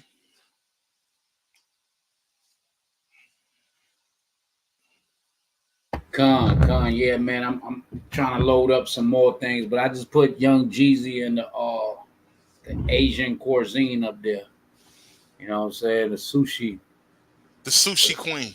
Yeah, you know, he said she played him with one of her own. So I guess she liked the Black Mafia gang until, you know, but she always was a fan of the Wu-Tang Clan. You know what I'm saying? So it is what it is, but I just put that up there. I was going to read that, but I'm not going to go into that. I wanted to go into the Hunter Biden. You know, I want to jump from topic to topic so we could get a various of topics. Hunter Biden. Huh? I said, bring that crackhead back up, Salakia. Yeah. Bring that D-head back up. Hunter Biden, the crazy part is he got his charges. It was the day after we had our first Mayhem Monday last week. He got all them charges pressed against him. So let's see what he got. And hopefully, you know, I don't know when his sentences is, but you know, Donald Trump's supposed to be sentenced July 11th. So I don't know when this man's sentence is supposed to be. But he's facing up to 25 years. Y'all can see the screen? If you can make it a little bigger though, but you know, you can see it though. All right, I can't really see nothing on this phone, Ak. I'm just actually just rolling with the punches for real. That's a little bit better. You can see a little bit better, y'all. Man, I'm getting blind as hell, man. Let me play. This is a video, so try to mute y'all joints so we can hear this clear. It says verdict reached in Hunter Biden gun trial. And now we have some of the results. If we could, Ken. I'm told we can't report it yet. The jury so we're finds verifying him guilty. Count 2, the jury finds Hunter Biden guilty. And on count 3, which is possession of a firearm by a drug user or drug addict, guilty.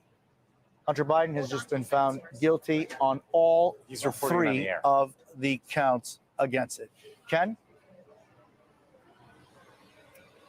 Yeah, I have to say, I mean, that's not a surprising verdict, particularly after 3 hours of jury deliberations.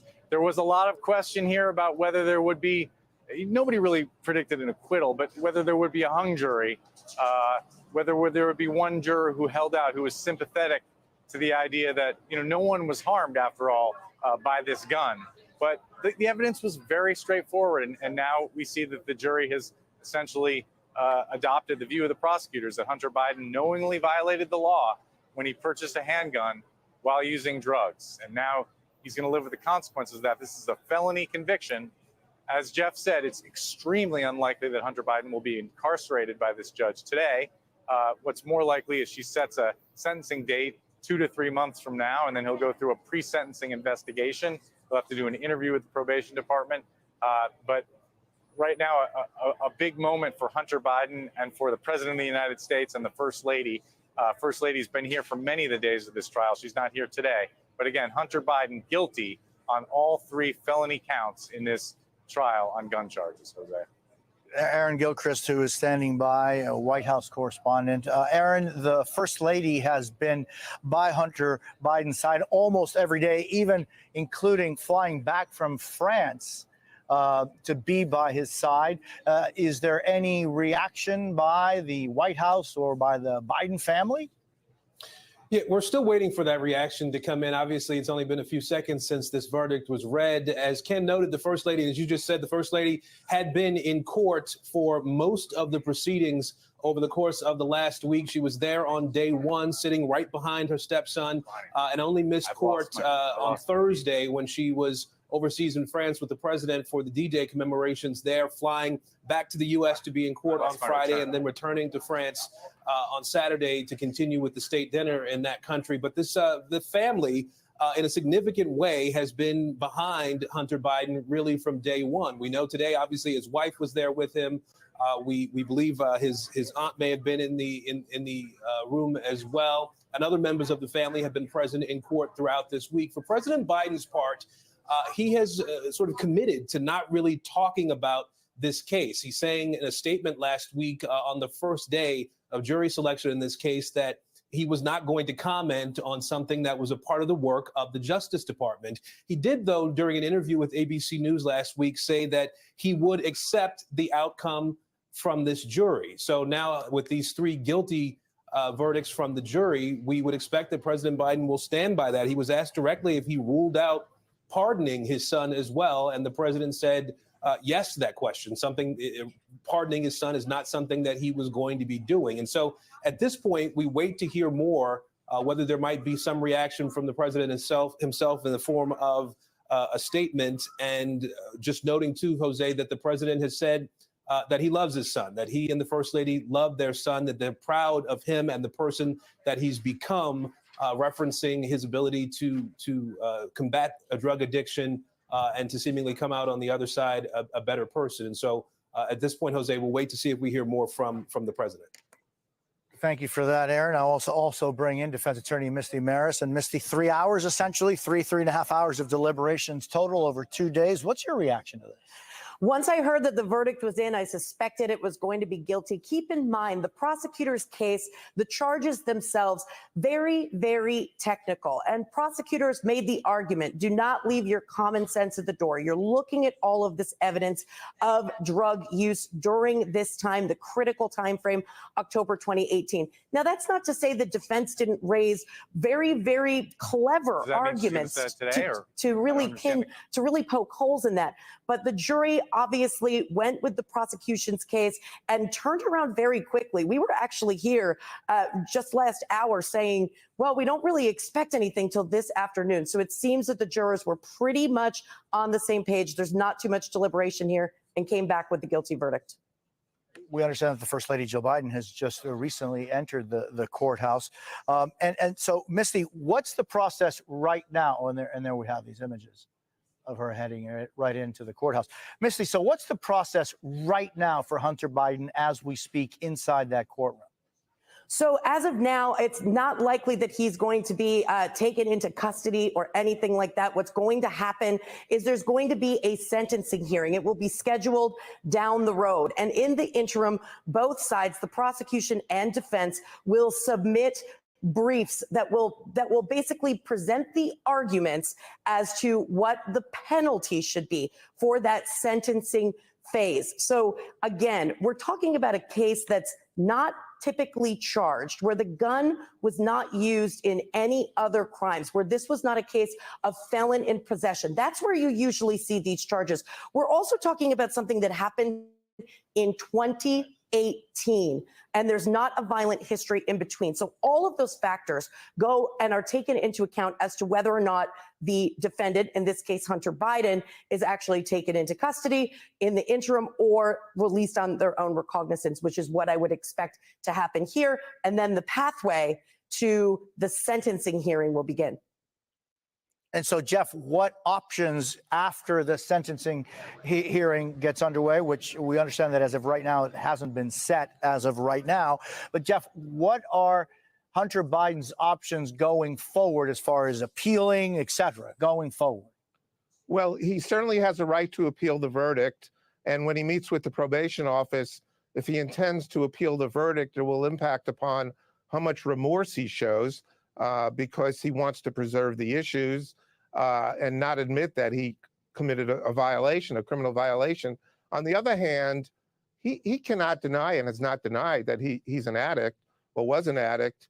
And that's certainly something he will discuss with the probation office. You know, I have to say, as a side note, Jose, Jill Biden was in court most of the time in the front row, and defense counsel always encouraged defendants to have family support there. Here you have the first lady, and the jurors just disregarded it, really, and found him guilty. So it could be that it really doesn't have much of an impact on a jury. See that? So the first lady was in there, and they didn't give a damn.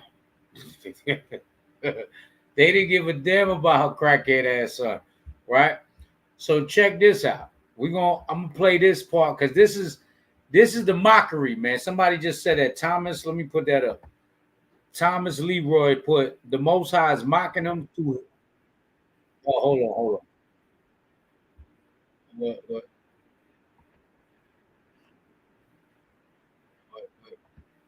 Okay, yeah, that was playing too loud. So it says, the Most High is mocking him through his son. His son is now part of the stereotype he placed on our people. And that's so true, right? So check this out. This is a 1993 speech of Joe Biden, right? So now these white folks, man, they got to stick to their guns, and they running around crazy, man. The Most High got them in derision. Give me Psalms, the 2nd chapter, Baba Bashar. But I'm going to play this before we get into it. Watch this here. Let me play this here.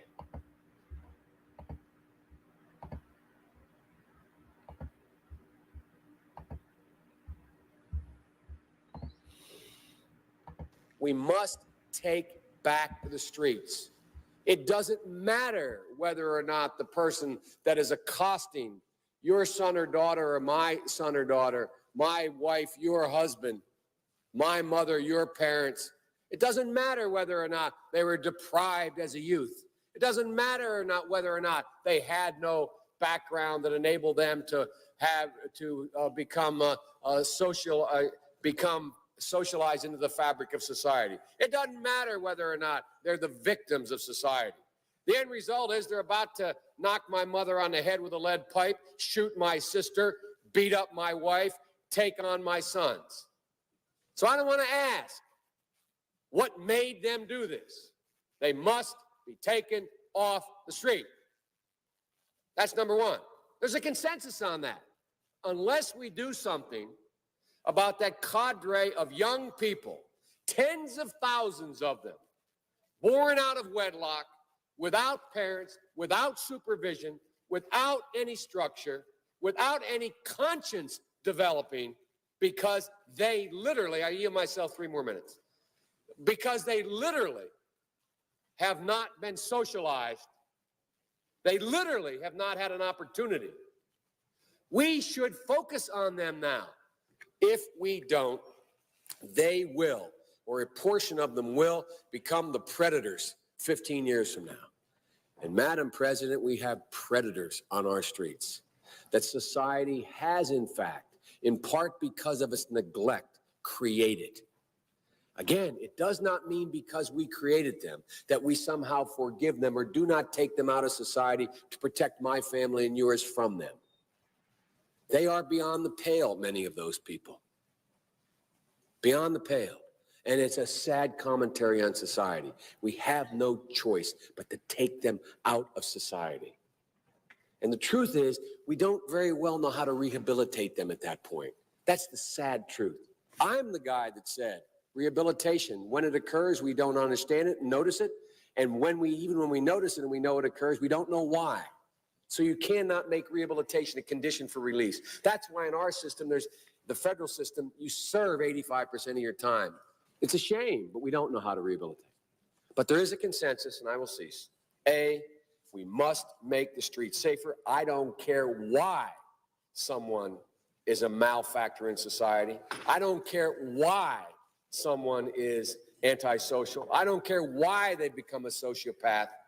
We have an obligation to cordon them off from the rest of society, try to help them, try to change their behavior. That's why we do in this bill. We have drug treatment and we have other treatments to try to deal with it. But they are in jail, away from my mother, your husband, our families. But we would be absolutely stupid as a society if we didn't recognize the condition that nurtured those folks still exist. And we must deal with that.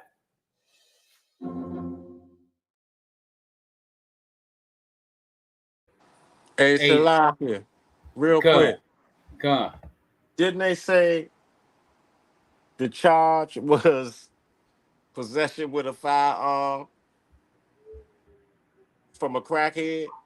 You know what I'm saying? Yeah. Huh? Now, he said exactly everything that's going on with his son. The Most High put that right back on his plate, man. You know what I'm saying? The Most High put that right back on his plate. And it's crazy. I just had something else. I'm trying to find it back. But go ahead. You were speaking, Salakia. Nah, I just wanted to make that statement, basically correlating to what you just really said. Gone. There's another one I just had. Where the hell did that just go, man? I had to exit out because it was making too much damn noise, all the commercials. And then too, I want to make a point on that too. Why you getting that, man? Because you know what's crazy is because when you listen to him talk, he's saying he don't care what the reason is for why they acting this way. Talking about, you know, us for the most part, right? And you know, and whatever the case may be, why they basically social misfits, sociopaths, right? They need to be carted off from civilization or carted off from the rest of the people. What is he saying when he's saying all that? He's saying the same thing the Greeks said in 2 Maccabees 6 and 8, right? We have to conform to the ways of society, the way that he feels like we ought to be, or we need to be carted off. We need to be put to death, right? We're sociopaths because whatever we doing ain't really up to par with, you know, with what you know what he's saying. But look who's a sociopath now. Your son is a sociopath now. He's the one that's not doing what you're portraying yourself to be. He's showing the rest of the world that you ain't shit, Salakia. because don't it say so is the Father, so is the Son? Same thing. So is the king, so is the people, so is the woman, so is the daughter. Right? Let me get real quick. Let me get 2 Maccabees chapter 6 and verse 8. Because these are the same people. It says, moreover, there went out a decree to the neighbor cities of the heathen by the suggestion of Ptolemy against the Jews, that they should observe the same fashions and the partakers of their sacrifices, and whoso would not conform themselves to the manner of the Gentiles, which in this case would be the so-called white man, should be put to death. Then might a man have seen the present day. So for the most part, that's what we getting right here. We're getting his son basically falling out of society, being a misfit, and exposing the demon that's in his family. But go ahead, King. Yeah, not only that, right? Not too long ago, there was crack found in the White House. Come on. There was crack found in the White House. This dude is so cracked out that when you fill out the application for the gun permit, it tells you, are you on any narcotics or are you on any type of drugs? Because you can't be on it, because if you're on drugs or you're getting high on some type of legal narcotic, now to get your high on, if you're broke, you got a means of going to rob somebody. Mm-hmm. You got a gun to do a robbery. You got a gun to do whatever. You can rape somebody, right? Hold them at gunpoint because you're drugged up. You can make a robbery. You can do all types of stuff. Thomas Leroy said, I think a kilo. I don't think it was a kilo. They said it was some residue of crack. It wasn't a kilo. You know what I'm saying?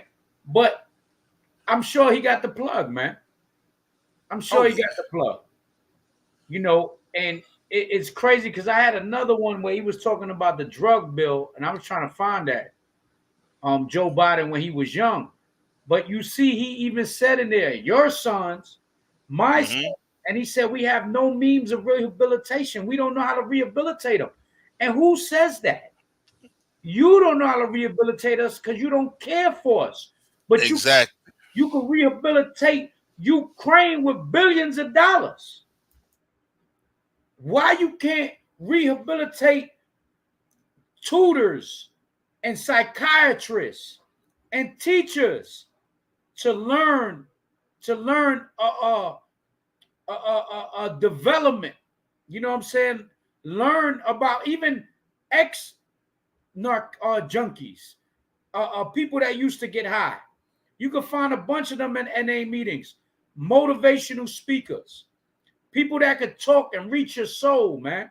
And you could put not even the inkling of those billions of dollars that you send for war, but a little minute of that money you can send to rehabilitating these people. Right now, they got a program in jail where they're giving prisoners dogs, man. And they're realizing how the dogs make them feel so better. The dogs got them having a heart and make them feel compassionate, man. Because they say the dog is a man's best friend.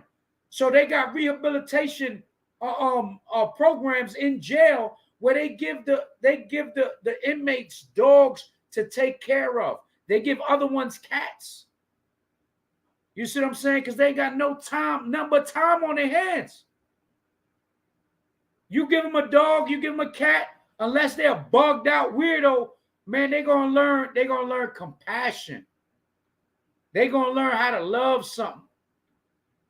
It's so easy. How you don't know how to rehabilitate the same people? You give us the plague, and you keep the what's it called? The cure. You give us the plague and you keep the cure from us. You give us the drugs. You put the drugs in our neighborhoods, but then you say we can't help them. They got all types of chemicals. All right, they got all types of chemical imbalancements where they can give you a pill to get off all them drugs. They can give you a drug to get you off all the drugs. They got a situation to detox you immediately. Yeah. Super detoxing, man. You know what I'm saying? And how they got no rehabilitation? They don't got know how to rehabilitate. When they take a dope fiend off the streets, these jokers is throwing up, catching withdrawals, getting sick because they not getting high. They got them stuck in the jail cell, man. They got to go from the jail cell to the hospital, back to the jail cell. Guess what? That's a form of rehabilitation. But now, all of a sudden, all this stuff they was talking, and slowly but surely, they're legalizing all the drugs. They're legalized. In New York City, they give you a place to shoot up. They give you clean, fresh needles for you to shoot up. They didn't have that when my father was alive. My father died from shooting up. Caught the monster from shooting up. They didn't have that for my people, our people. You see what I'm saying? Now they starting to do that. Why? Because they're slowly legalizing the drugs. The same with the marijuana. The same with the opioids that they got from Afghanistan and they put into your local CVS pharmacy, your Walgreens, your Walmarts. You see what I'm saying? But give me that real quick. I'm gonna look for this Joe Biden joint. Psalms 2:1, Bubba Show. Khan, it's the book of Psalms, chapter 2 and verse 1. Salakia. Why do the heathen rage and the people imagine a vain thing? Right. Why do the people rage? Why do the people imagine a vain thing? First, and this shows you, man. The Most High got the Democrats going crazy when Trump got those felony charges. Yeah, he's a criminal. Lock him up. And truth be told, Trump he got felonies for let's be raw, for buying some putang, man. How you get 34 counts of felonies for buying some putang? I don't even know you could get that much felonies from buying putang. You had Bill Clinton get head in the Oval Office, and he didn't get no charges, and Hillary stood with his ass. But this man gets 34 counts of felonies, and Hunter Biden gets 3 counts, and this joker's buying guns while he's high on crack. And there's a video, man. That's what I'm trying to find right here. I thought I sent it. There's a video where Joe Biden, if somebody could find it and put it, send it to the email, Baba Gashar. If somebody could find it, it's Joe Biden saying, if you got a little piece of crack like this, you got to get locked up. He said, a little piece like this, you got to get locked up.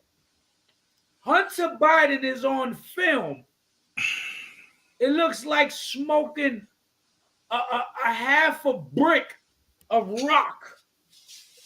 Hey, bro, he loaded up on that video, ain't he, King? Con, I need that video. I'm looking for it, but I can't. I thought I sent it to the email. Baba Kashar. Con, now let me add something too, because what's crazy is when we just got through watching this this joint about him, he's talking about he ain't got no rap for us, saying he don't care how we got in this situation. We just need to be carted off and separated and segregated and all these different things. But I find it mighty strange that he don't know what to do with us. But when his son is on dope, He trying to legalize damn pipes, glass pipes for everybody. You know what I'm saying? So they can have a clean experience doing dope. But at the end of the day, when it came to us, lock them niggas up. Lock them spics up. You know what I mean? So it's just crazy, man, how his tune changes over the years. You know what I mean? Hey, And then, no, go ahead. Finish your point, King. Go ahead. Now, real quick, and then that part, and then Esau ain't gonna be happy with this, because let me tell you something. Esau already don't want you taking away his guns, right? Now, what is Joe Biden getting locked up for? For purchasing guns while being on drugs, right? They giving us the drugs, and who is the highest on the drugs? The opioids, right? The ice, all these different things. Esau eat them. So guess what? They're going to have to start getting locked up too. Joe Biden's son just got locked up. They love to purchase their guns. And they're going to be on drugs. You know what I'm saying? You got to look at it that way, man. You start taking away Esau guns and all the little PUSSY start coming out of him, he going to want to do something about that thing. But I digress. Y'all go ahead. Now, Salaki, I wanted to land me back off of what y'all was speaking on. Give me Sirach 27 and 25. Come on, hold on a second though. But go ahead. Most High got a sniper shot for Joe Biden, Joe and Hunter. Ain't that something? Hunter. This is that's mockery right there. Hey, Hunter. Mocking him with that name. Hey, the cunning hunter has been hunted. Hey, listen. Hunter. And watch how the Most High snipe Joe and Hunter in the middle of their eyes with this scripture right here. Sirach, what, 25? This dedicated to Hunter. 25 and Joe, what? And Sleepy Joe. Sirach 27, 25. Salaki, King. Con, let me get that. So it's the book of Sirach, chapter 27 and verse 25. Come. It says, whoso casteth a stone on high, casteth it on his own head. And listen, haven't Joe Biden always been in a high place? Mm-hmm. Didn't that nigga cast a stone on the people on the bottom? Read that over again. It says, whoso casteth a stone on high, casteth it on his own head. That nigga tried to drop a cinder block on us from a goddamn project building in New York. You feel where I'm coming from? Go ahead. And a deceitful stroke shall make wounds. And listen, that a lot of that legislation that Joe Biden put out back then, that stuff wounded us, man. Joe Biden was, I think, if I'm not was he a part of the Rockefeller drug laws? Did he have something to do with that off up there? Yeah. Was he a part of that council? Yeah. Because his speeches was geared towards that. That's why he was saying, if you get locked up with this, you need to go to jail. That was ushering in that Rockefeller drug law. They was giving brothers in New York, what, 5 years, 10 years, 15 years for 6 grams a month? Yeah. Yeah, you going under the jail. Go ahead out. It says, whoso diggeth a pit shall fall therein. Hey, listen, Joe, Hunter is in the pit now. Joe dug the pit. He thought that he was digging it for the Israelites. Now Hunter is in the pit now. Hunter done tripped and fell in the goddamn pit. Go ahead. And he that setteth a trap shall be taken therein. Hey, listen, Hunter got his leg in the bear trap and he can't get away now. And his daddy set it for him. And the Most High made his daddy set it for him. You know, and then too, I got to elaborate on 25. You know, it may seem simple to a lot of people, but I see these things as I'm reading them. You know what I'm Cut saying? up. Cut, bro. This man said, Salakia, this man Sirach said, whoso casteth a stone on high. Now, you know, Jake, you know how we used to take them rocks and throw them in the air above our head, and then we'd go to talking about something else, and that thing bust you back in the head, man. But look at the spiritual value on it, right? His son come after him. Follow my logic now. His son come after him. That's another part of him, right? It says, whoso casteth a stone on high. So he cast the stone high against all of us, all the so-called Black, Hispanic, Native American, Seminole, Indian, all the minorities for the most part, chiefly, well, not Moab or Ammon, because they bugged out on their own terms. You know what I'm saying? But other than that, he cast the stone. But what happened? It says it shall fall on his own head. Right? So it's falling on his son's head. He casted it, now it's falling on his son's head. And it said a deceitful stroke. Right? The move that he made was deceitful. He made a deceitful stroke, a deceitful move. It says, shall make wounds. And now he got them wounds from that deceitful stroke that he made, man. Yo, 25 was cutting, man. Now, peep this out. The casting on his own head, really, Sleepy Joe time is over with. The only reason why he still got some type of power because he's in office. If he wasn't nominated as president, you know how these other nations do. If we was in our rightful order, our sons at this age, when we getting older, we'll let them take over. So Hunter is the head of his inheritance. Come on. Right? Very so good. Whosoever casteth a stone, there you go. On his own what? On his own head, on his son. Right. So Hunter is the vanguard of Joe Biden's inheritance. Right? And Joe Biden's inheritance is looking doo-doo-y right now. Come on. Right? Let me get this sauce for Ephraim real quick. Finish the rest of that off real quick, because I wanted to make my point was in the next verse, if I'm not mistaken. Salaki King, I had jumped off real quick. It was Sirach 27 and 25, I believe. No, okay, It was like two. Hold up. It's gonna be I got it. It's on verse 27. I was on. Come. It says, verse 27, Sirach 27 and 27. It says, "He that worketh mischief, it shall fall upon him. Come. And he shall not know whence it cometh." Hey, listen, it came from everywhere. Hunter, listen. Joe Biden been working mischief against the Israelites, and Hunter Biden been getting problems coming from everywhere. He don't even know where they coming from. This like wow. Most High been slapping the shit out, slapping them from every damn direction. He don't even know where it's coming from, and now he in a fix. Go ahead. The next verse is the body blow.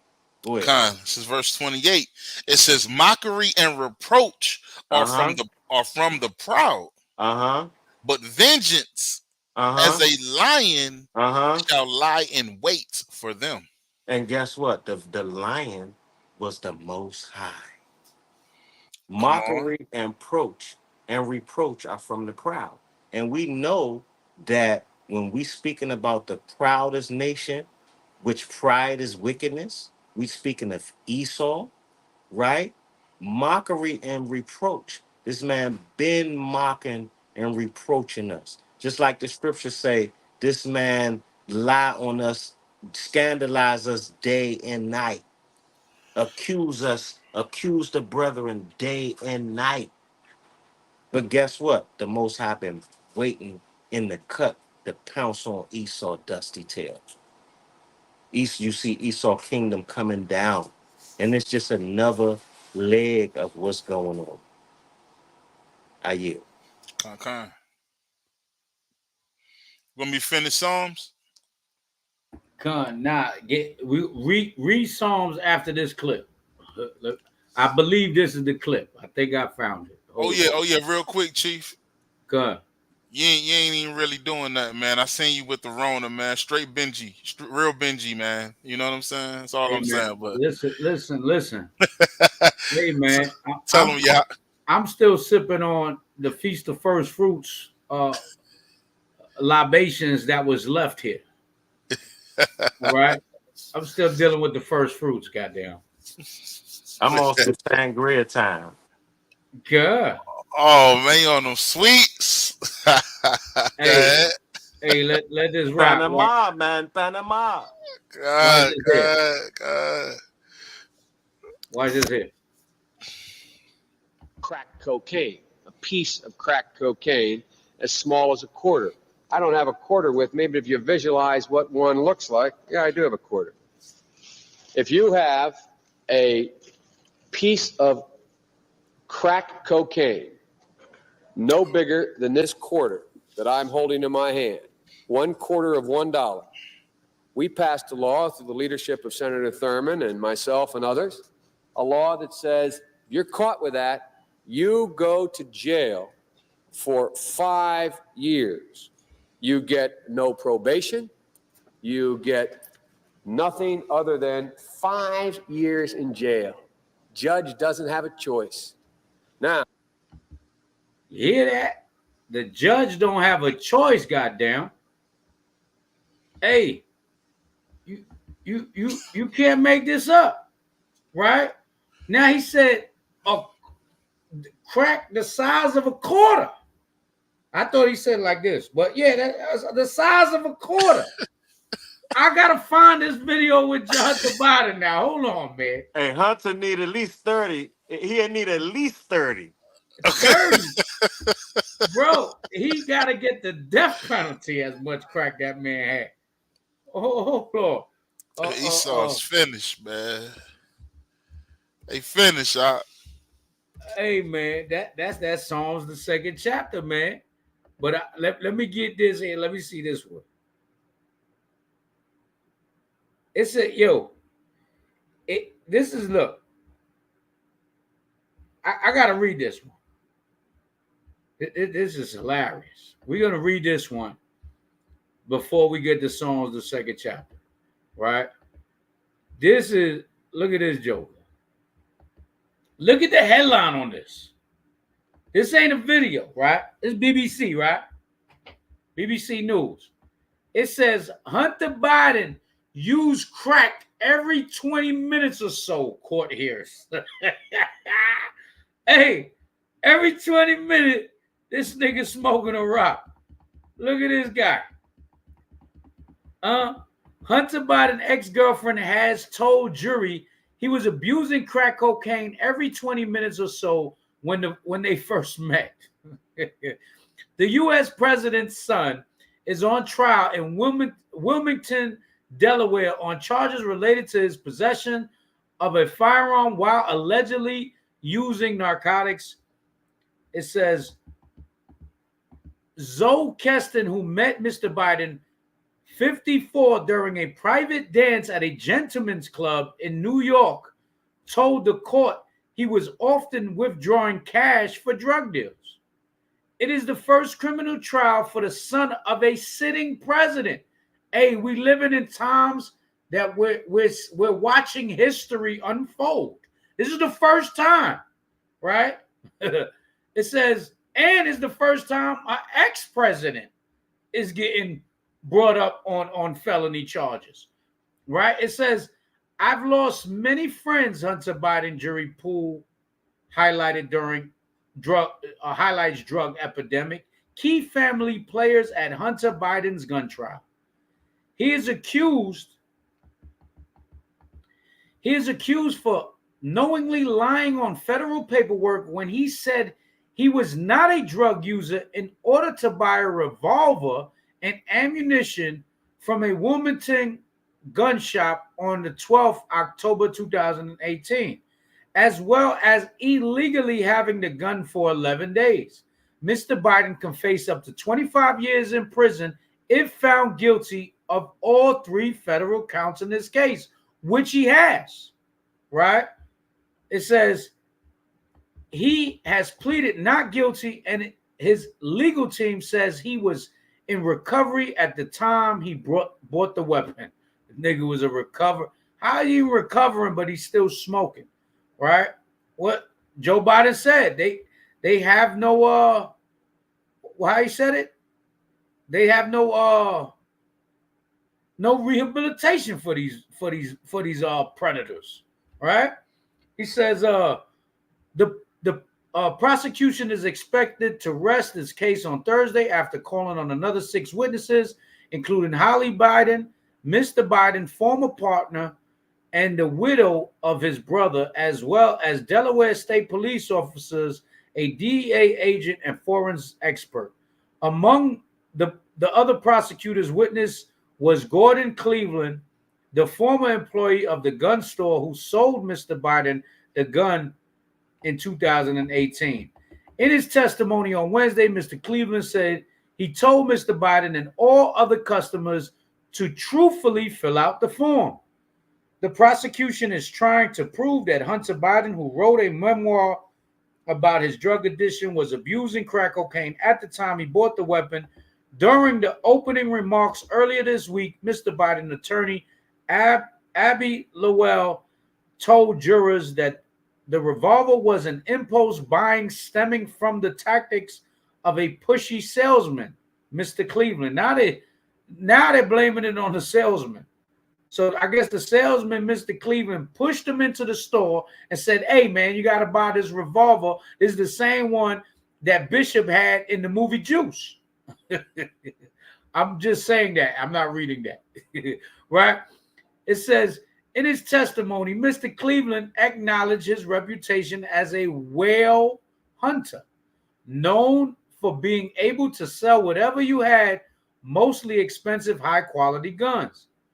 He denied, however, trying to upsell Mr. Biden, who he claimed had come into the store and brought up a buying gun, specifically a revolver.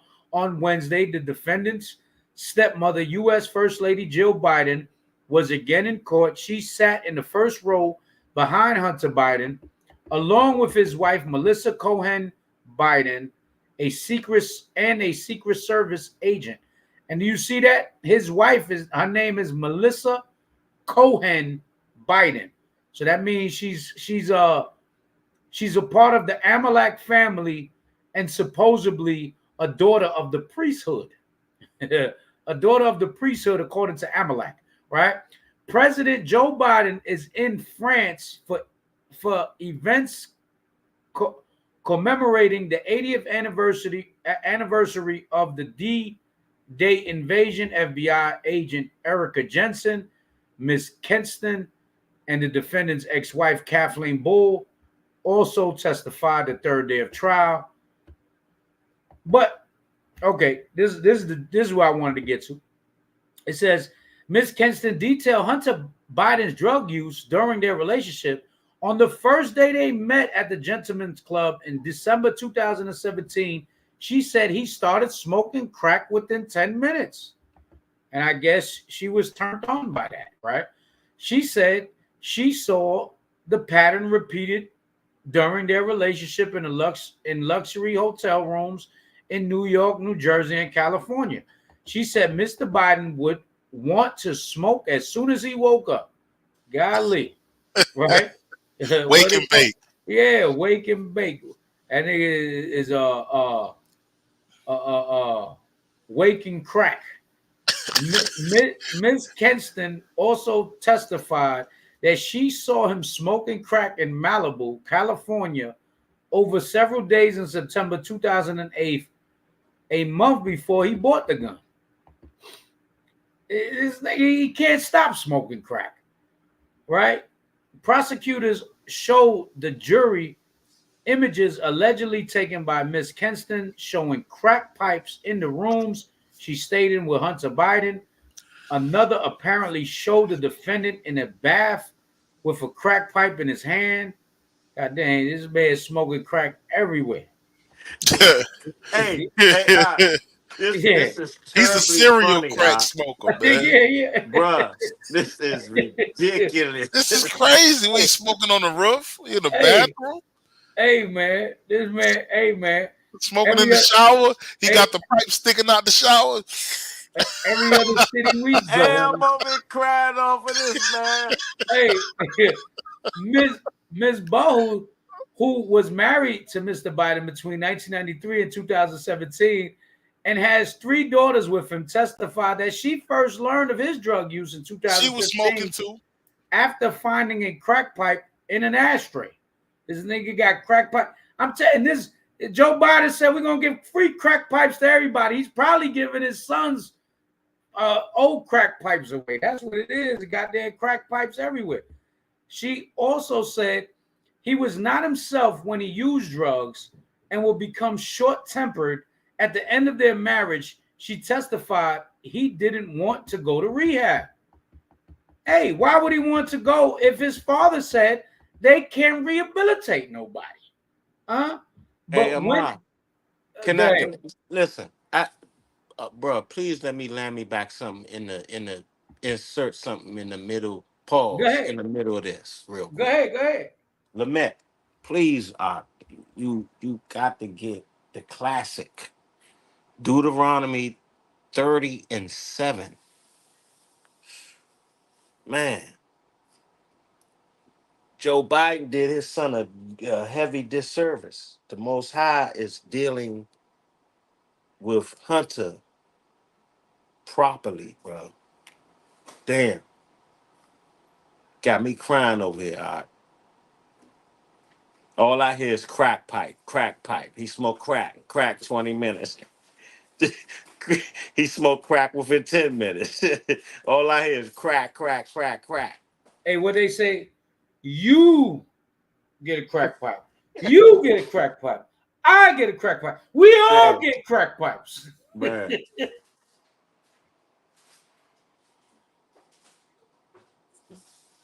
I ain't never been so happy, or it ain't never been so funny to hear somebody smoking crack before. You know what I mean? When what they say, it ain't no fun when the goddamn rabbit got the gun. You know what I mean? Go ahead. Lamech, you That's on mute. That's spiritually though. I mean metaphorically. So I can go Nah, ahead. it ain't no fun when the rabbit got the gun, man. Wisdom of Solomon, the 5th chapter, man. Come But on. let's get Deuteronomy chapter 30 and verse 7. And we're It gonna go down says, to 9. We're gonna go down to verse 9. it says, and the Lord thy God will Uh-huh. put all these curses upon thine enemies. That's right. That's what you see happening. That's what you see happening to America. And Joe Biden, Hunter Biden is a poster child for what's happening to America. Go ahead. And on them that hate thee, Uh-huh. which persecuted thee. And listen, all these other nations hate us and persecute us.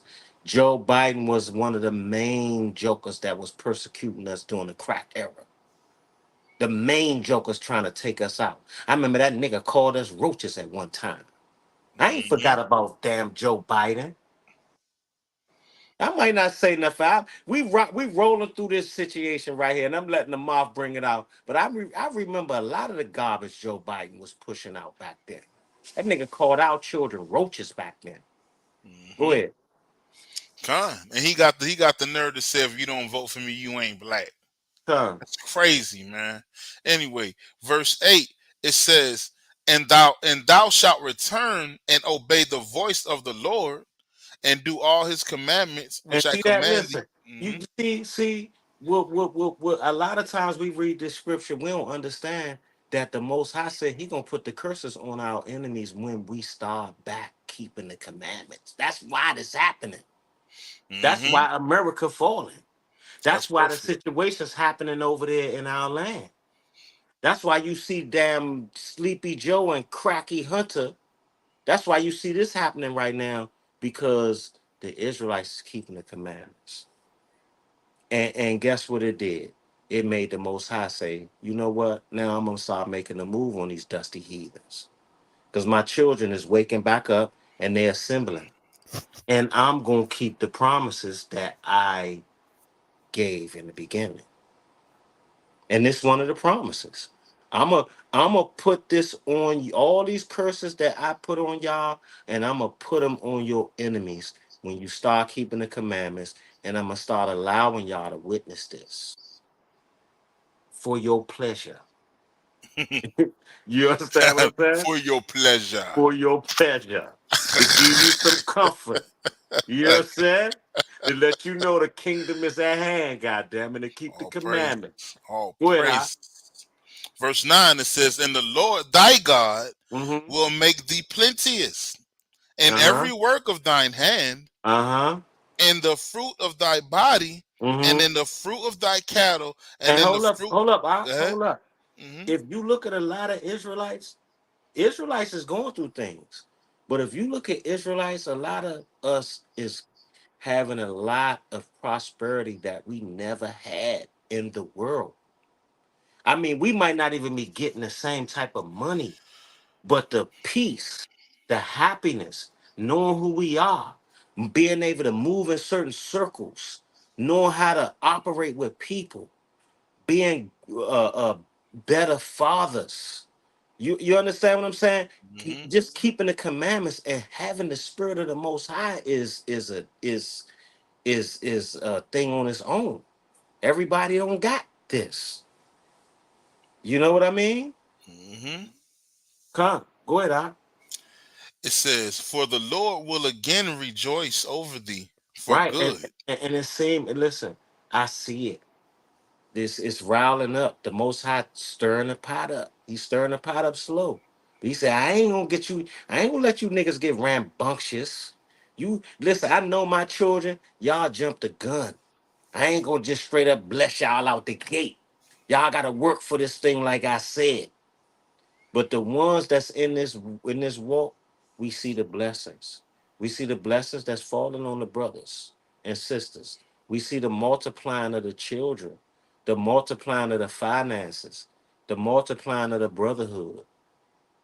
A lot of that is a part of the blessings. You know, a lot of our people, we take blessings as fucking money, skimming, slocking. A lot of our people, we take blessings as money and material and carnal things, right? And that's not really where it's at. It's within the brotherhood. It's within keeping the commandments, man. It's within the feast days. You know what I mean? I wish I could get up with my brother. A lot of times I'd be so stressed out because the feast days is where the real brotherhood is at. The feast days is what keep you refreshed. The feast days is what keep your bond going. You know what I mean? Um, and if you're not in this walk, you wouldn't understand that. Slack it for drawing it out. This is for edification purposes, bro. Go ahead. Kind. And it says, as he rejoiced over thy fathers. Uh-huh. As he did what? As he rejoiced over thy fathers. So you seeing things happening now. And you seeing that the Most High is starting to pay attention. He's starting to I mean, if you could see it in a spiritual eye, the Israelites can see that the Most High is kind of rejoicing over his children now. The doctrines is done. Christianity is finished. Islam is finished. Everything is finished. The Most High is undefeated at this point, and everybody's seeing it on a global stage, and they know what it is. The people that act like they don't want to know what it is, they know what it is. They just scoffers. But the people that count, the world leaders and everybody, they know what it is. That's why Putin came out with the vaults. Go ahead, Doc. And that's something that we should go into too, man. Soon, I think we did, but we didn't go into the vaults of Putin. Sure. But that's something that came and went, and then Sure. we should expound on that, man. That But went over everybody's head. it went exactly. It was like then it was like, okay, let's rock them back to sleep again. That's how they do us, man. They do us like that. But I do gotta go ahead, Because King. not Salaka, even Putin being an Edomite, he used that as a chess move. That's all. He wasn't tripping off of us. He used it as a chess move against the Americans. See, the Russians, Break us up. they call the Americans Yankees. They brothers, but they call the Americans Yankees, and they look at the Yankees as being weak. So it was just a chess move. It was a war. It was a war move. It was a chess move. against America. That's all. They wasn't really worried about exposing the truth. Kane. And I do want to make a point real quick before Rocky, Chief go gets ahead. started. Go ahead. You gotta be able to look at things from all angles, right? We talking about and we could laugh about this because we here, right? It's our so-called country, even though it's not our country, but we're here, so we kind of take part in the downfall and the uprisings, right? But when you really look at it, what do you think these other nations are thinking when they looking over here? You got a crackhead. You got the president's son is a crackhead, and he going to jail. Your ex-president squeezing on women's private parts, right? And now he's being probably finna get locked up, which I doubt it. To be honest with you, I got to see it to believe it. That's just how is it. Come on, man. You know what I'm saying? Because Jake got to get one thing against him, and he going to jail. Like Jake could stand outside the car and really don't do nothing. Cops grab him up. He kind of move his arm a little bit. Stop resisting. Stop resisting. He get locked up for resisting. This man could do everything under the sun, but he ain't locked up yet. So I got to see it to believe it, y'all. You know what I mean? Hey, Jake get caught with 2 bullets. They give him 10 years for both bullets. 10 years. But Donald, but DT could do whatever he want to do, and he's still free, right? But the point I'm trying to make is these other nations think that we're clowns, man. Right? They think that we're buffoons. They looking at us like, yo, we finna go down to Jamaica. We finna go to the islands. We gonna set up shop. We so confounded and against each other at this nation that they not worried about really us retaliating for real, man. Hey, look, you could have put it like this. You could have a gallon. You ever heard of a gallon gun? You could have a gallon gun that shoot hella bullets. But if you got a kid or a person with some kind of sickness or some kind of autism, or you could have it, but he's not going to be able to shoot it, right? He's not going to be able to use it. And that's what we are. We're a nation that's just retarded, man. I mean, it is what it is, man. And these other nations are starting to see that. Let me get a precept real quick. It's the book of Joel, chapter 3, and we'll start at verse 10. And this is talking about the valley of Jehoshaphat, man. These heathens, these Gentiles are saying this in their mind, right? Beat your plowshares into swords and your pruning hooks into spears. Let the weak say, I am strong. These other nations been weak, man. Ever since when they dropped Hiroshima, the bomb to Hiroshima, right? What the scriptures say, man? Oh, these the people that made the earth tremble? Yeah. The United States made the earth tremble, but now look what they doing. You got all kind of man boys in your school teaching your children. They have makeup on, right? Your kids are deciding that they want to be something else. You got grown men and women identifying as doorknobs and cats. They got cat litter at the bed instead of a bed. They damn lapping up the damn milk. Look at we're fools, man. If I was somewhere looking at this nation, I'd be like, yo, these some goofballs, man. Blow them up. Let the weak say I'm strong. Go ahead, King. No, only thing I wanted to say about that, is,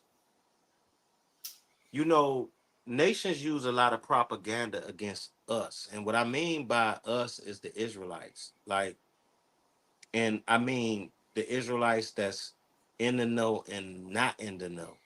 So what I've realized throughout the years, these nations learn how to put out propaganda and not to make sure that we don't get a whiff of what the truth is.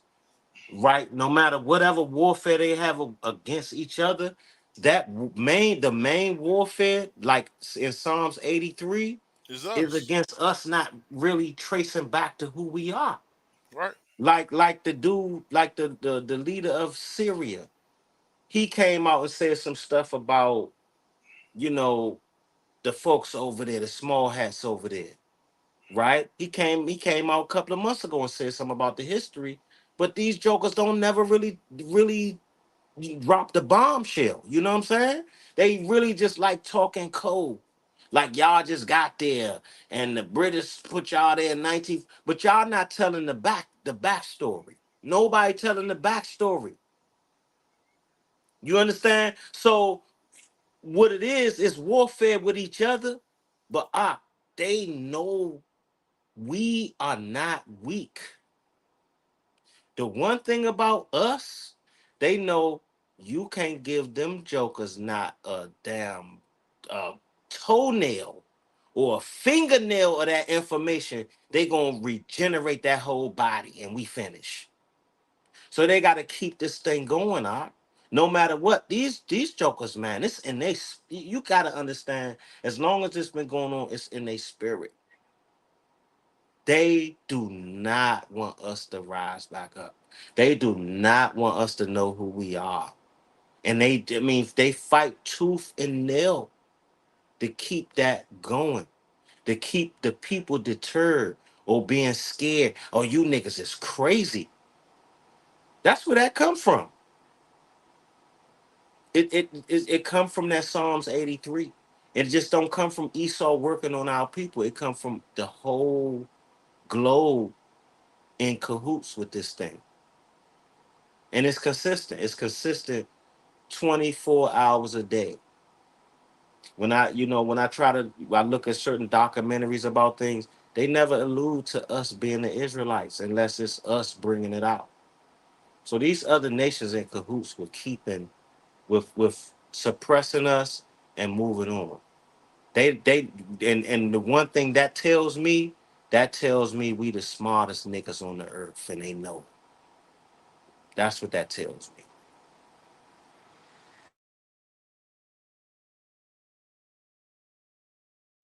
Con.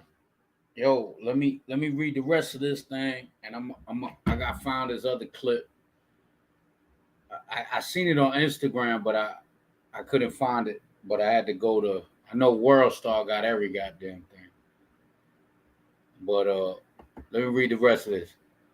It says earlier in the day, no, Salakia. But when asked by Mr. Lowe whether she had been the defendant, she had seen the defendant use drugs in 2018, she said no. Earlier in the day, FBI agent Ms. Jensen testified about text messages that were found on laptop left by Mr. Biden at a Delaware repair shop, never retrieved. 2 days later, after the gun purchase, he texted his then girlfriend, Holly Biden, the widow of the late brother, Bill Biden, that he was sleeping on a car smoking crack on 4th Street and Rodney. Hey, man. The man, now he's sleeping on the car. They don't say in the car, it say on a car smoking crack. Yo, he's smoking everywhere. Right? It says, there's my truth. He added in another text. Mr. Biden's lawyers explained the text by suggesting that their client had been lying to avoid seeing Holly Biden. On Thursday, the jury is expected to hear during the trial how Holly Biden also became addicted to crack cocaine during her brief relationship with Mr. Biden after her husband Buell's death in 2015. Now, mind you, he's dealing with his brother's widow. Now, we know according to the scriptures, you're supposed to take your brother's wife. But is he having children with his brother's wife? No. He's giving her crack babies. He's introducing her to crack. You see, so he's not keeping the law, but you know, it is what it is. She took the gun from Hunter Biden and threw it in a grocery store bin 11 days after he bought it, concerned about what he might do with the weapon. Right? It says the laptop at the center of the testimony became a political grenade during the 2020 election campaign as its explicit images of Hunter Biden and messages about his business activities was leaked. Joe Biden claimed at the time that the data was Russian disinformation. Come on, man. But the laptop has since been confirmed as genuine by the FBI. This is a shit show, right? It says the Bidens have denied any wrongdoings in overseas business dealings, which are the focus of an ongoing Republican impeachment investigation. Hunter Biden also faces a trial in California in September on charges of failing to pay $1.4 million in taxes. So now they're even dealing with tax invasions. You know, but is a lot of crack involved, goddamn. A lot of crack involved. But let me play this and then finish up Psalms, the second chapter. Watch this one here. Watch this. Look at this crazy crap.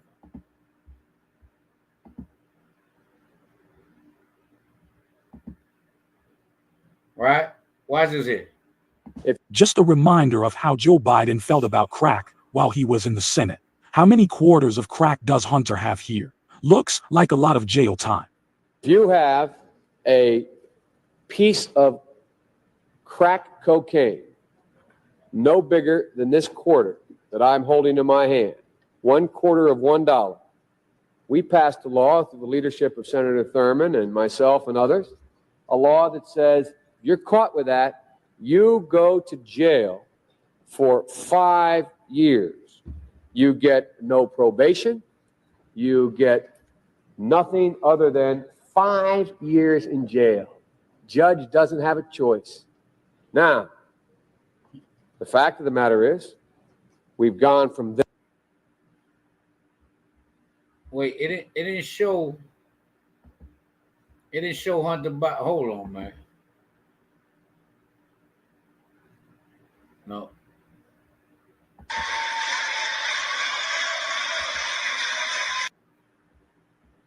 Wait, right here. Hold on. Look at this here.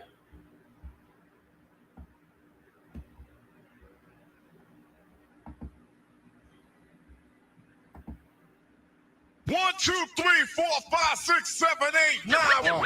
It's the 10 crack commandments. Wow. Man can't tell me nothing about this coke. Can't tell me nothing about this crack, this weed, and my hustler niggas. Niggas on the corner. I ain't forget you niggas. My triple B niggas. 1, 2, 3, 4, 5, 6, 7, 8, 9. I've been in this game for years. It made me an animal. It's rules to this shit. I wrote me a manual, a step-by-step booklet for you to get your game on track. Not your wig pushed back. Rule number uno. Never let no one know how much dough you hold. Cause you know that try to breed jealousy, especially if that man fucked up. Get your ass stuck up. Number 2, never let them know your next move. Don't you know bad boys move in silence and violence? Take it from your highness. I done squeeze mad clips at these cats for they bricks and chips. Number 3, never trust nobody. Your mama set that ass up, properly gassed up, hoodie and masked up. For that fast buck, she be laying in the bushes to light that ass up. Number 4, know you heard this before. Never get high on your own supply. Number 5, never sell no crack where you rest at. I don't care if they want an ounce, tell them bounce. Number 6, that goddamn credit, get it. You think a crackhead paying you back, shit, forget it. 7, This rule is so underrated. Keep your family and business completely separated. Money and blood don't mix like two dicks and no bitch. Find yourself in serious shit. Number 8, never keep no weight on you. Them cats that squeeze your guns can hold jumps too. Number 9 should have been number 1 to me. If you ain't getting back, stay the fuck from police. If niggas think you're snitching, they ain't trying to listen. They be sitting in your kitchen, waiting to start hitting. Number 10, a strong word called consignment. Strictly for live men, not for freshmen. If you ain't got the clientele, say hell no. Cause they gon' want their money, rain, sleet, hell, snow.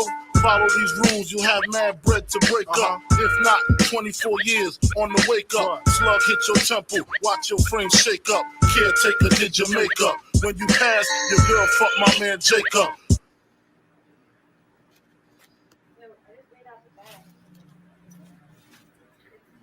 That look like more than a quarter to me. You're 7. This man is finished.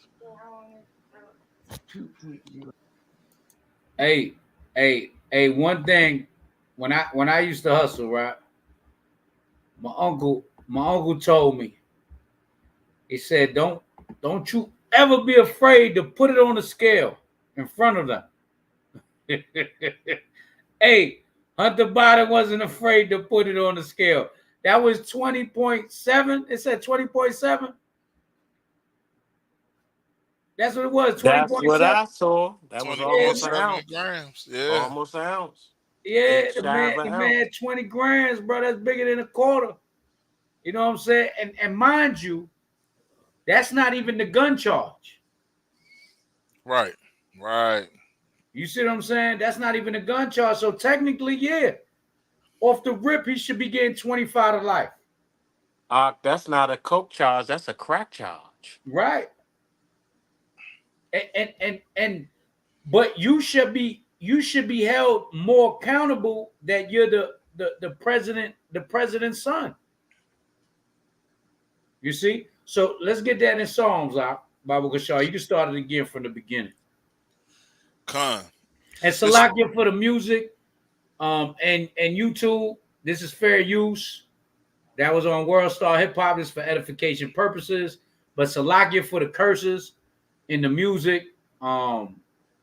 We giving you the Monday mayhem, man. It's the mayhem Mondays, goddamn. All right, go ahead. Con. This is the book of Psalms chapter 2 and verse 1. Why do the heathen rage and the people imagine a vain thing? Salakia. The kings of the earth set themselves, Salakia. The kings of the earth set themselves, and the rulers take counsel together against the Lord and against his anointed. Now we show Joe Biden during the crime bill, right? Giving his speech, talking about us. Now we heard Trump multiple times talking crazy about us, doing crazy things to us. The Central Park 5, when he went to Puerto Rico and was doing Steph Curry from the 3-point line with the bounty towel, the paper towel, right? Multiple things. He told brothers if they kneel, if they kneel during the NFL, they're sons of bitches. He told us we're from shithole countries. So there's multiple things. So see, what did the Most High just say there again? The kings what? The kings of the earth set themselves, and the rulers take counsel together against the Lord and his anointed, saying, let us break their bands asunder and cast away their cords from us.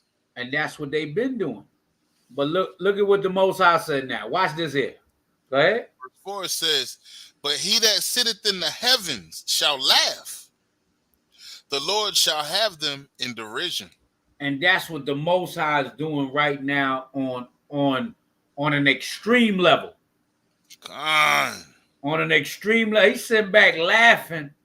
Nigga, you talk about a quarter. Your son had 2 50-cent pieces. Nigga, he had the silver dollars. He had the silver dollars. Which bigger, the 50-cent piece or the silver dollars? The 50 cents silver dollar bigger than a 50-cent piece. On the size? Size wise, yeah, the silver dollar bigger than the 50-cent piece. Well, God damn it, he had a roll of quarters.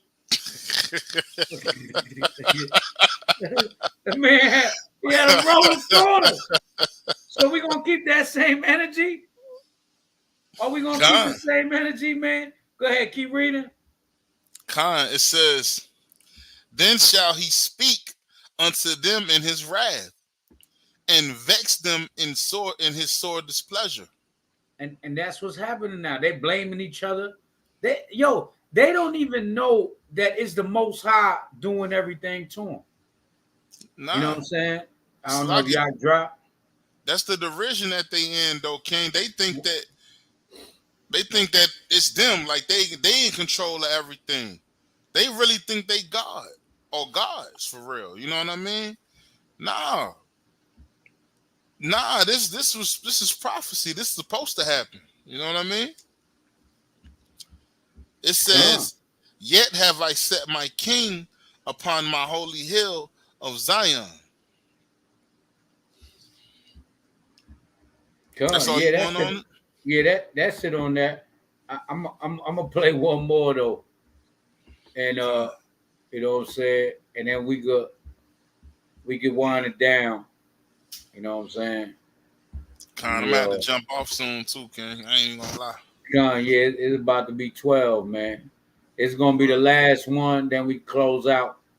You know what I'm saying? That was it. Bishop Whitehead sentencing. I had some more stuff to go into. Joe Biden and Japan paying what? You know what I'm saying? That was fake news. That recap, man. Fake news. Fake news is real, man. We gotta stay away from that.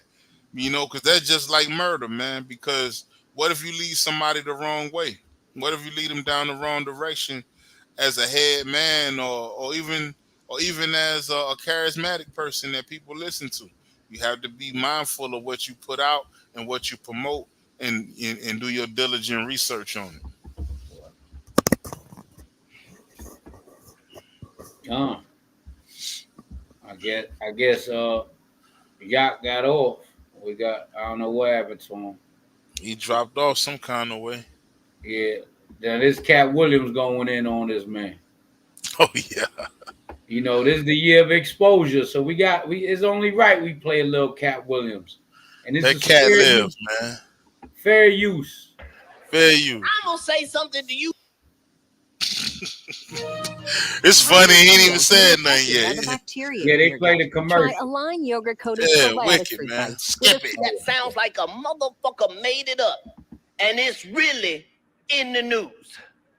The FBI, our FBI, the Federal Bureau of Investigation, said they don't know whose cocaine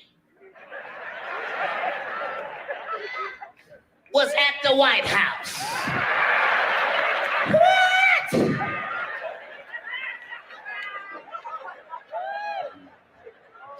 What type of investigation did you do? I don't know what the fuck is going on. We don't know whose it is. It was in Hunter Biden's room. It said Hunter's blow on the bag. What do you mean, who's cocaine?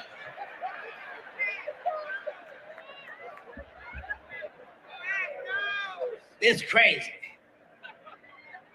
Hunter on crack. Joe is doing the best he motherfucking can. We done lowered the bar so low for Joe. As long as Joe don't fall, we be fine. Go on and get up them stairs, Joe. There you go. That's a boy.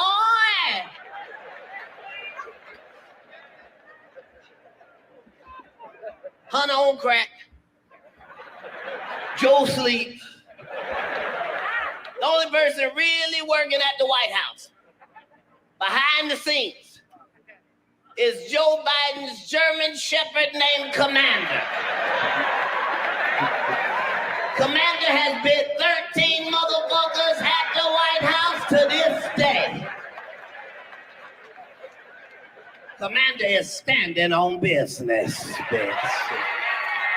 Take his picture down, if you would. In case you wonder why you don't see Kamala Harris, she's scared of dogs.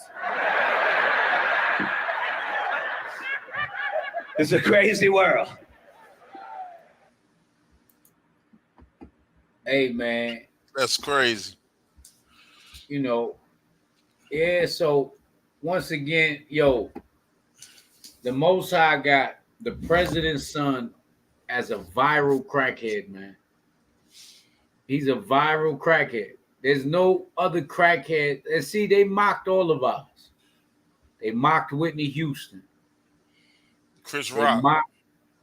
Huh? Chris Rock on how they portrayed Chris Rock on New Jack City, man.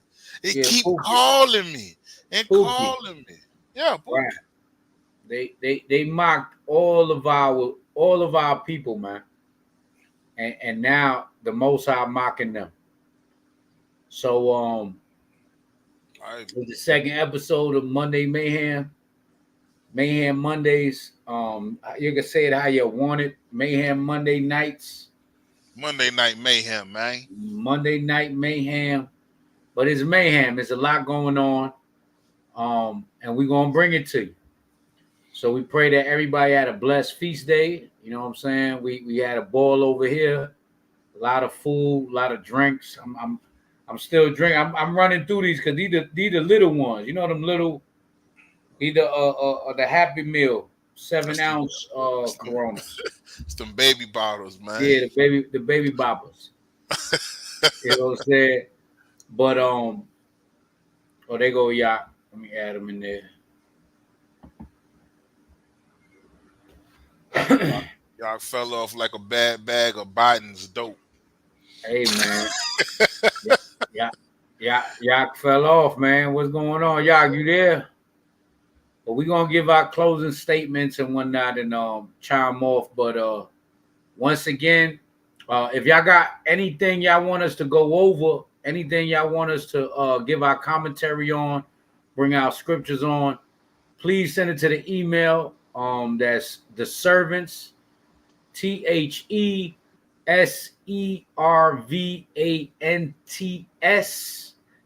144 @gmail. All right, that's TheServants 144 @gmail. Send us whatever videos y'all want us to chime in on, anything y'all want us to go over. We reporting it, you know what I mean, and we want to get y'all involved too. If y'all want to see some that's going on, and if y'all see any videos, please send them. You know what I'm saying? Anything that's interesting, anything that'll captivate our people's minds with short attention spans. Also, you know, once again, if y'all in the Georgia area, Conyers, Georgia, close to Atlanta, 20 minutes from Atlanta, 2035. That's 2035 Flat Shoals Road. The school is located there on the second floor. We there every Saturday at 6 p.m. until. That's 6 p.m. until on Saturdays, 2035 Flat Shoals Road, second floor, Conyers, Georgia. We got brothers in Alabama, in Mobile. We got brothers in Philly. We got brothers in D.C. We got brothers in Jacksonville, that Most High willing, Jacksonville, Florida, that we're gonna try to raise up, Lord willing. You know what I mean? Sooner than later. We got 2 brothers in Jacksonville and maybe a third. And it's the Most High's will. So if you want to get down, you want to get down with the body and want to do the work of the Lord, please hit us up at the Gmail. Once again, that's TheServants 144 @gmail. Especially if you're in the nearby areas, pull up. We got the headquarters in the school in Conyers, Georgia. The next feast day will be the new moon. will be the new moon. And after this, there won't be no more feast days until September, until the spiritual holy month, right? So the next new moon, mark it in your calendars. Mark it in your calendars. And I'm gonna put the link in the description for all contact info. You know what I'm saying? All contact info. We even have a questionnaire if you want to get down with the body, because we need to know who labors amongst us. We have a questionnaire with some questions on the link. It's going to be in the description. But the next new moon will be July 4th, the 4th of July at sundown. July 4th is the new moon. So I believe that's a Thursday, right? That's a Thursday. Then we got the Fringe Fest. The Fringe Fest, the F3 Fringe Fest in Atlanta, Georgia. I will have tickets for sale. If anybody's trying to buy tickets, I do have the tickets for sale. That's Sunday, July 7th. So if you're in town, pull up. Hey, they ask your boy to speak a few words. So I'm gonna be speaking there. So if y'all in town, man, pull up, show some love, show some support. A lot of truth music, a lot of wine, drinks, food. You're gonna find some shirts with fringes, a bunch of vendors going in there, a lot of vending. So there's gonna be a lot of things for sale, a lot of things, a lot of Israelite merchandise that y'all want to decorate your homes, your schools, your cars, whatever y'all want to decorate. You know, we're gonna have a lot of vending going on. Shout out to Monologue, the brother Monologue that got that thing going. That's really it. Lamont, you got anything? Con. We want to thank the Most High for another Monday Night Madness, man. Mayhem. Monday Night Mad, okay. You know what I'm saying? We're gonna get it together. But Monday Night Mayhem. And we want to thank the Most High for it, man. For bringing brothers together through the spirit, man. Different personalities, man, and we hope that that you guys learned anything. If you learned anything, then we did our job. We know Jake got a short attention span. We know that some people learn different, right? So we giving it to you raw. Pause. You know what I mean? Another thing is I'm actually the guy that does the crowns. If any brothers ever seen Lamont Crowns on Facebook, I'm the guy that does them. So if anybody interested in getting some work done, most are willing. Me and Chief will be gonna be together at the Fringe Fest. If I may have some work with me. Of course, we got the elder, the mighty Benjamin Wolf, man, Brew Boutique, man, armor specialist. You know what I'm saying? The creme de la creme. You understand is in here. And so brothers need some work done. We all here. Also, Salakia, Instagram, Crowns 3600, Lamont Crowns, on Facebook as well, inbox. And but hey, other than that, man, we just pray that everybody have a blessed rest of the evening, man, and that brothers enjoyed the lesson, man. And also go to the Servants channel, the Servants main channel, also the Servants Alabama, the Servants Philly, right? DC coming with a channel soon, I'm pretty sure. Maybe Atlantic City is something that's in the works, New Jersey, right?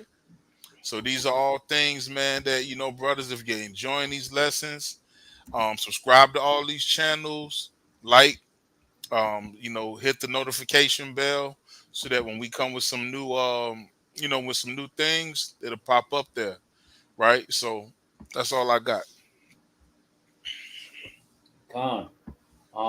Let me just share this real quick. If y'all want to get y'all mighty crowns, man, this is it right here. where you hit Lamech, Lamach, right? That's where you go to. See this here? Lamont Crown Street, 3600. Right? You go down. I got a few things on there. Play this or a joint private. That's what it is. Can't play those.